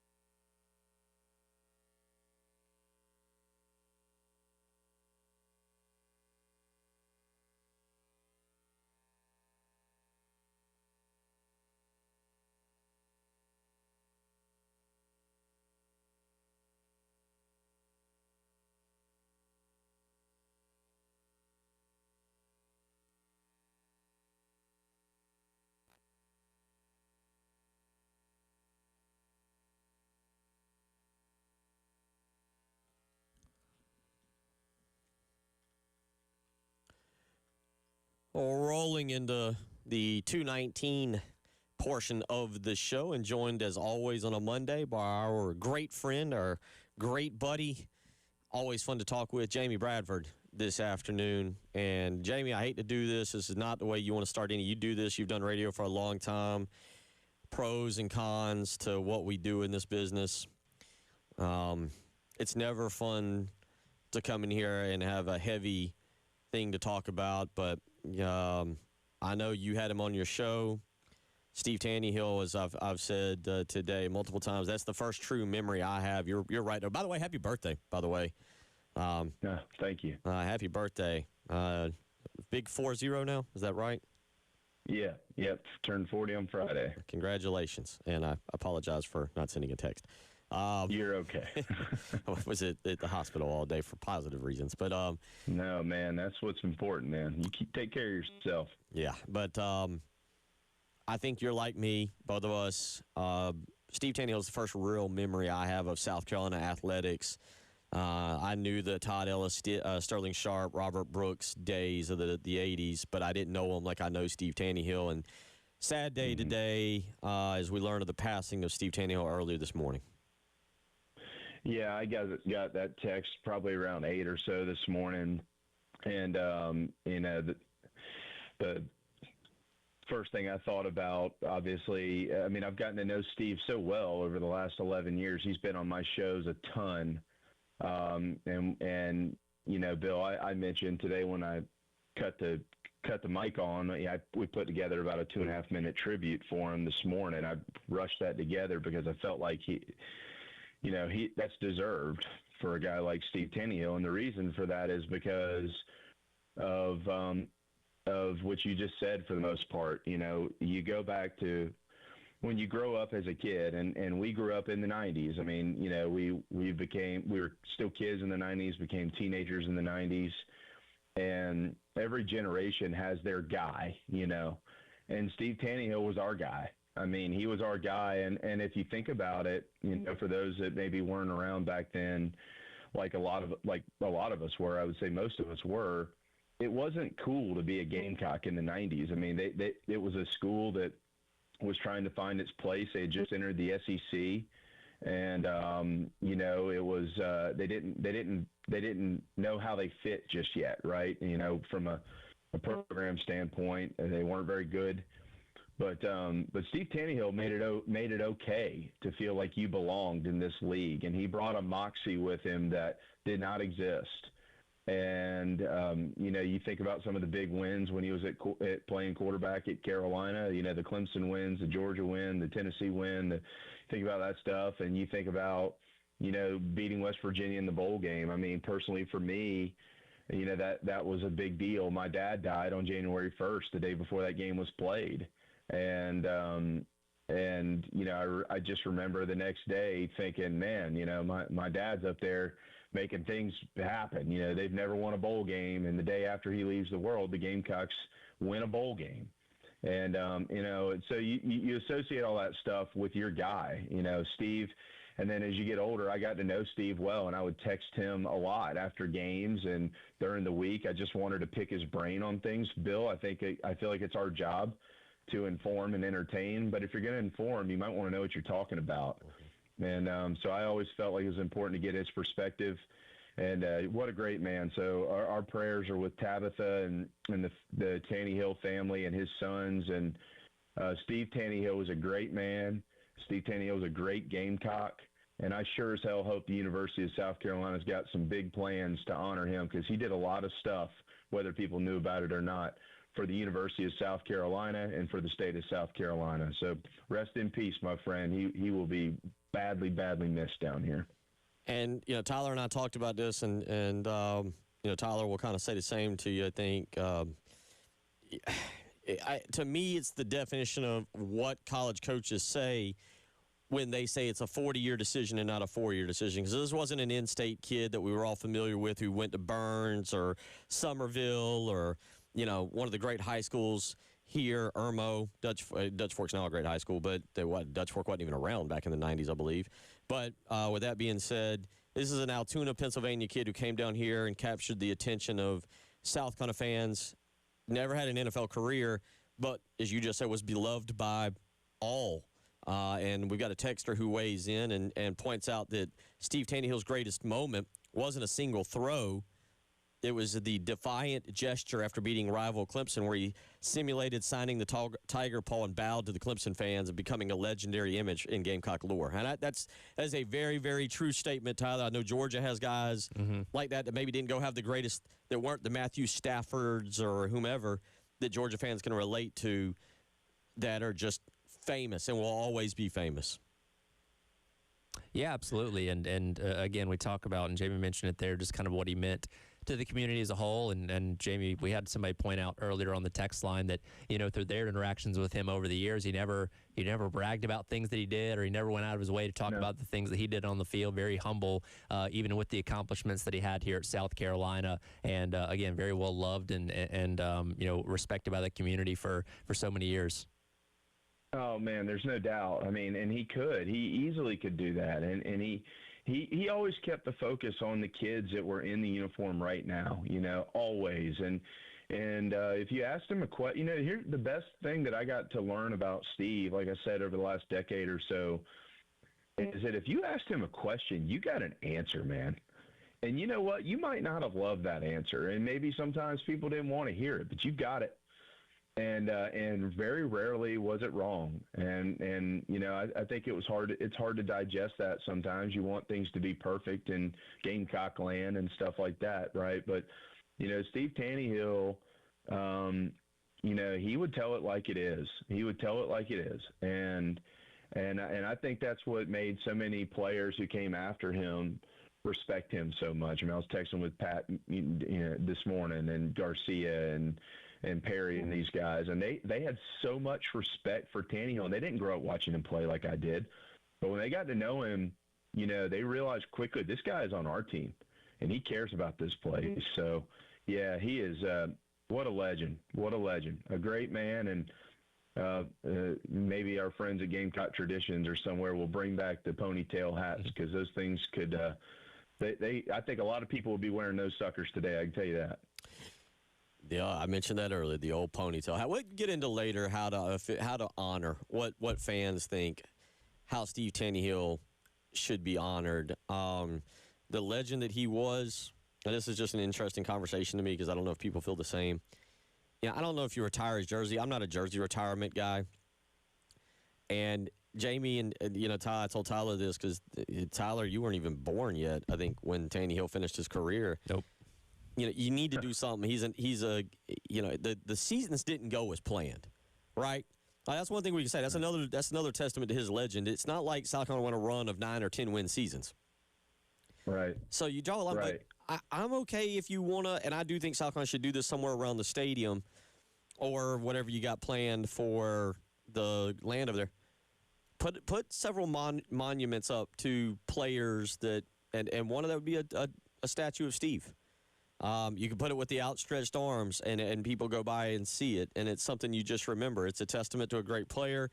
It's a testament to a fun time, even though some of the wins weren't there in South Carolina's history.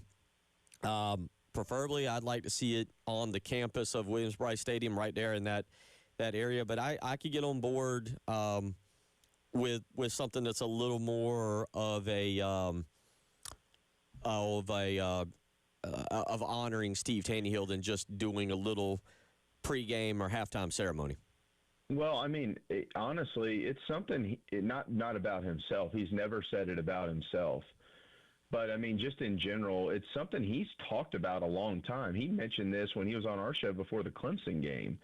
He's very passionate about the university. He was very passionate about the university needing to do more for its athletes, not just football, but baseball and basketball. Like they need to do more. They need to do as much as they can because of moments like this. I mean, think about this right now. Like we got a new OC here. It's a guy who Tannehill would have loved to have, played for. I can promise you that. And all this stuff that's going on, and we're spending our time today talking about Steve Tannehill, and rightfully so. We should be, because of how he made people feel. So I hope that South Carolina will get some things headed in the right direction for these guys who've done so much for this community and this state and this football program. These are good people who came here and did a lot of good stuff, and I'm with Steve on that. Let's start making some things happen around here on that front. This is off of the Gamecocks online article that they have put out this morning. Tanny Hill started 4 seasons from 92 to 95 for the Gamecocks, setting school records with 753 completions, 62 passing touchdowns, and was second with 8,782 yards and 7th with a 60.5 completion percentage. He was inducted into the Hall of Fame, the South Carolina Athletics Hall of Fame in 2006. He was named Freshman of the Year by Sports Illustrated and Football News All-America in 1992. All right, we'll move on to a few other things that occurred in Gamecock country last week with Jamie. When we come back, you're listening to the Halftime Show.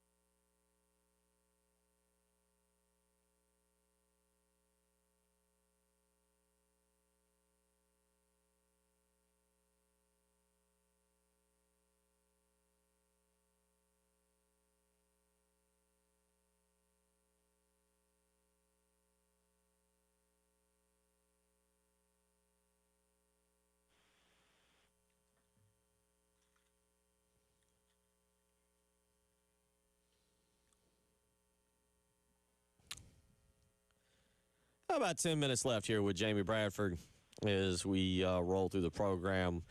We'll get that up there as kind of our thoughts and feelings on Steve Tannehill with Jamie. The segment that we just came through, a lot of good stuff there, both from texters but us as well. It's a sad day in Gamecock Nation as the news of Steve Tannehill, age 52, is passing this morning. A true Gamecock legend, and I think Tyler and I are going to go down that path maybe tomorrow, not just of Steve Tannehill, but of a way to honor these former athletes that South Carolina needs to do a better job of. And I'm formulating that idea in my mind, Jamie, kind of statues that are respectable but maybe not over the top, but to kind of remind, I mean, my son Austin's 13, to be able to take your kids to and just say, hey, this guy, I remember this guy. And it doesn't, you know, we're not doing this for everybody, but you know, hey, I remember this guy, and I remember, you know, these years, and that's what they mean to your parent in this situation. And you know, maybe you get some kid who gets hooked on it, now wants to know the legend of Steve Tannehill, and then learns, you know. We'll go down that path. And Jamie, I think you and I might get together and do something.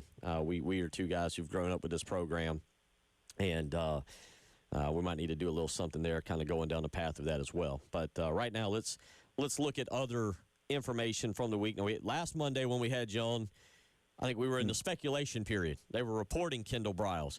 By the time we got to Friday, it was official. Now that it's official, now that we know the contracts are done and everything, your thoughts on Kendall Briles, not just Kendall Briles, but also the hiring of Randy Clements, and Stan Drayton. Well, you know, first of all, they're just excellent hires. You know, Clem being a system guy with Kendall and understanding it, and Stan Drayton, an elite running backs coach. And Kendall speaks for himself. I mean, his system speaks for itself, but the flexibility of it, you know, he mentioned that the other day. You know, hey, look, it's not really about Lenoris fitting in my system. It's about let's design it around Lenoris, who we all expect to be back at South Carolina. And but I think there's a bigger picture here right now as it stands today, Bill. And, you know, college athletics is so fluid, as we know, that this could certainly change, you know, in a day, in a week, in a month, whatever the case is. But as it stands today, you know, there were a lot of folks, you know, and I get it, rightfully so, passionate folks locally who were really wanting to see this thing end under Coach Beamer, and a lot of national folks questioning the future of the program. And again, when you go through a year like that, those things are going to happen, and we all understand that, including Coach Beamer. But since then, you know, we've gotten the news that the three superstars on this team, and Dylan Stewart, Lenoris Sellers, and Nick Harbor, are all expected to be back, including most of the roster who's eligible to be back. It's not going pro. He's hired one of the best offensive coordinators in the country. He's hired one of the best running backs coaches in the country. He kept an entire recruiting class and flipped one at the end. And I bet you Julian Walker and his family are going, boy, sure are glad we made that decision. Jeez. Oh, geez, yeah. You know, and that class is led by a quarterback who could have dipped out at the last minute and gone to LSU and played for Lane Kiffin in his first year, but he didn't do it. And he got one of the best offensive line recruits in the country, and Darius Gray, who said, no, you know, I know that they had a rough year, but I'm sticking with Shane Beamer. That's my guy. And he stuck with him over Georgia and Ohio State and all these other teams that are in the playoffs. And so you got to ask the question, why? You know, are they being paid? Well, of course they're going to be paid. But you know what? You can be paid and overpaid anywhere. So, you know, I think what it really comes down to is they want to be in this program. And why do they want to be in that program? Well, the captain of that boat is still Shane Beamer. You know, so I think it signifies that, like, while South Carolina had a pretty terrible year at 4-8, and there's no question, and things needed to change and they needed to make some adjustments, whatever the case is, Shane Beamer is still the right guy to be the football coach. Again, could a lot of stuff change? Of course it can, guys. Everything is fluid in college athletics, and I understand that. But none of these people are jumping off the ship.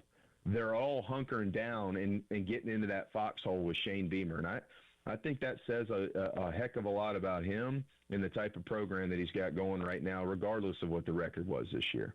And obviously, like you mentioned, Sellers, you know, on his way back for 2026, which is going to, inject a lot of excitement for this offense and what he's going to be capable of in it.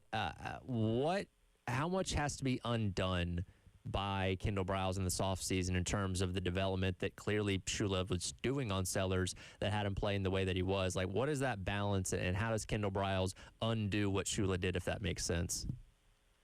Yeah, I mean, I don't know if it's necessarily undoing anything, Tyler, although I certainly understand the question.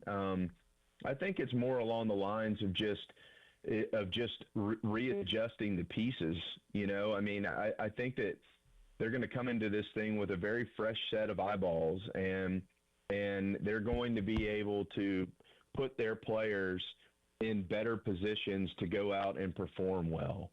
I mean, they've got the guys there, and there's just so many of these guys, I think, that are just, really itching, like, hey, let me show you what I'm capable of doing. You just need to give me a chance. And these guys are so good at evaluating that. And, how long will it take them, I think, is really the question mark here. I do think they got a little bit of a head start with, bringing an offensive line guy in who understands the system, because that's so important in how they do it.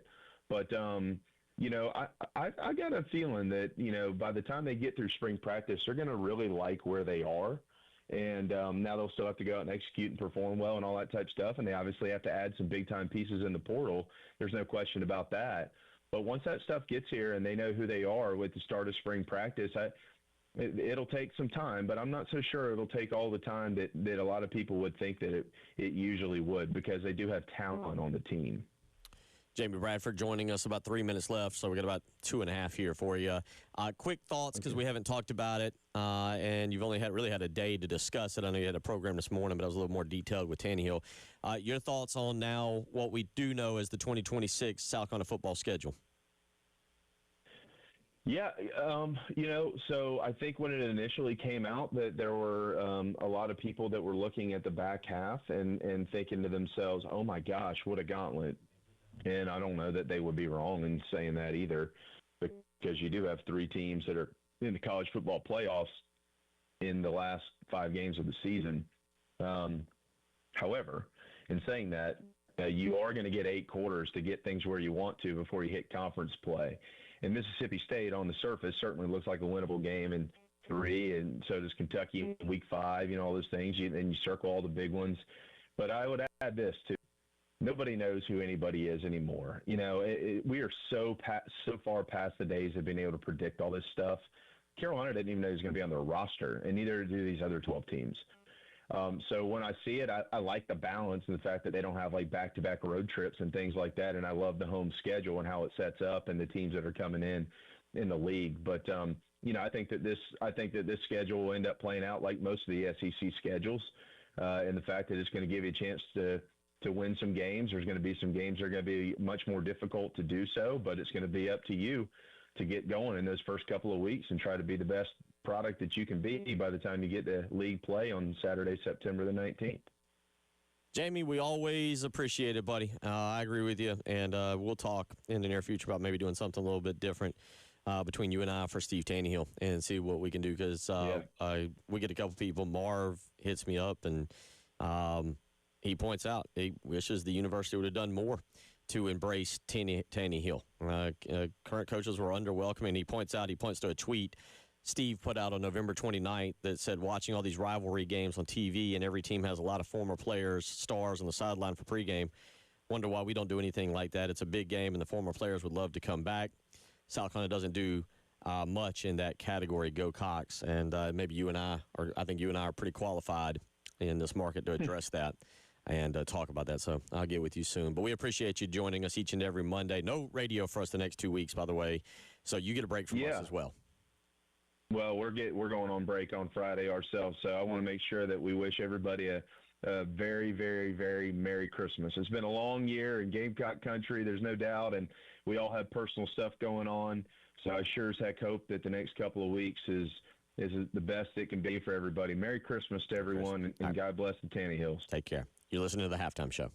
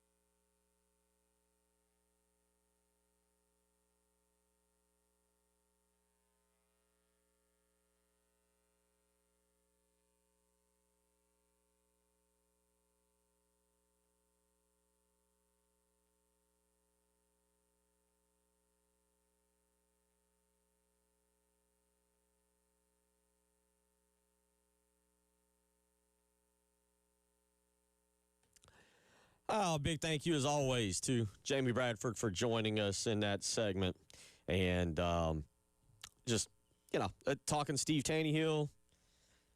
We're going to talk Tannehill for a couple days. I think it's going to lead into some other conversation that needs to be had as it pertains to honoring former players. Sure. I just read that last thing, that tweet that came in from Marv to me and pointing out the Tannehill, something that it gets talked about a lot. Mm-hmm.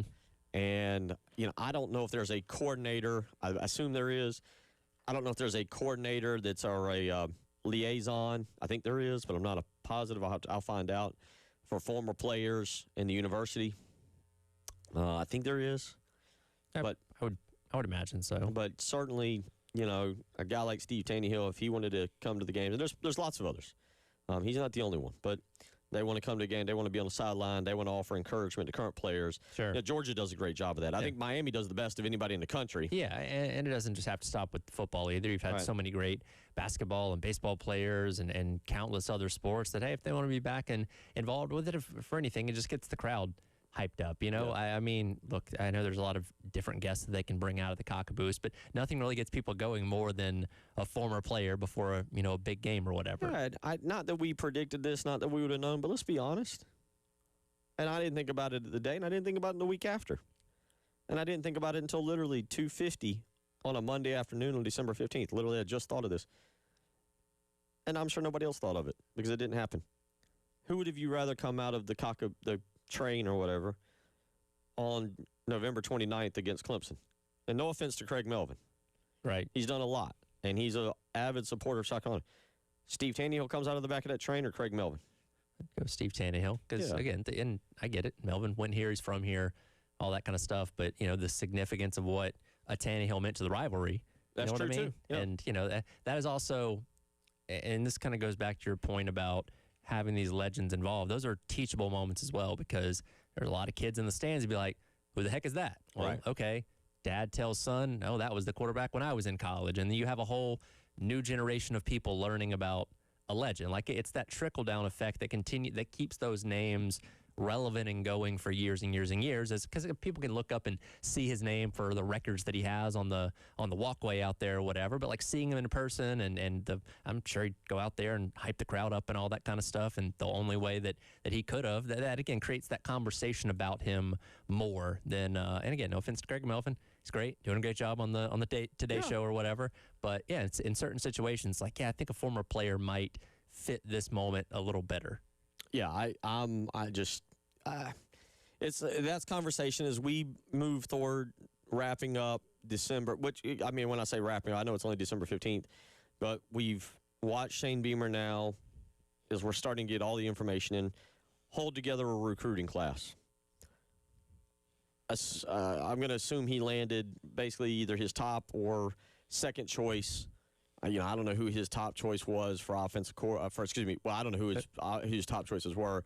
Kendall Briles seems like a pretty good person to go after, but it feels like he's knocked it out the park with his hires. Yeah, we make the joke all the time that sometimes these coaching introductions, like, we got our guy. Actually, you got your, eighth guy because the other seven guys said no. But, this is believable. Like, okay, I can believe that Briles was at the top of that list. Now, again, there were other names that popped up and were rumored about and all that kind of stuff, but they eventually did get Briles. And I can believe that as a top name in terms of your OC coaching search. And I can believe Stan Drayton was also the top name when it comes to running backs. And again, the connection with Clem and Briles makes sense. So I don't know how deep down the path you got with the offensive line coach and all that kind of stuff, but I can believe that all those guys were either at or towards the top of your list. You're right. I didn't think Kendall Briles was that obtainable, and I was wrong. So I kind of would not have necessarily thought him to be when I started previewing him, talking about him, John David Baker at Duke or Kevin Decker at Old Dominion, guys I was like, all right, you might have to go down to pull Kendall Briles. But again, the recruiting class, to keep those guys all intact and not lose a single player, you sign what you hope is maybe a quarterback of the future in Landon Duckworth. You keep Darius Gray. You put the pieces together, and then on top of that, you get the coaches you want. And now it at least appears, what I would say is your big three. You're going to retain Nick Harbor, who appears to be coming along at Exponent. And I think you feel very comfortable going into next year now saying that Nick Harvard can be one of the best wide receivers in the SEC, if not the best. He's your undoubtable wide receiver one. Yeah, I think you got that. You got him back. By all appearances, I mean, it looks like you're going to get Lenore Sellers back. And again, by pretty much all appearances, Dylan Stewart will announce at some point, I think between now and January 2nd, his intention to return as well. Yeah, which, again, those are your top three in terms of who you can realistically get back. And, again, looks like it's turning in the right direction. Aside from having talent on your roster, it doesn't mean a hill of beans come September. But right now, Shane Beamer is winning December. But nobody will care how you did in December when September 5th rolls around and Kent State shows up. The mighty Golden Flashes? That is correct. The Golden Flashes on September 5th. All right. We'll be back tomorrow. It's been a busy show. Thank you to producer Ed Bird. He's going to get some videos up. Tyler's got that stuff with Jamie Bradford up. It's time for Tyler to take a break. Y'all have a good day.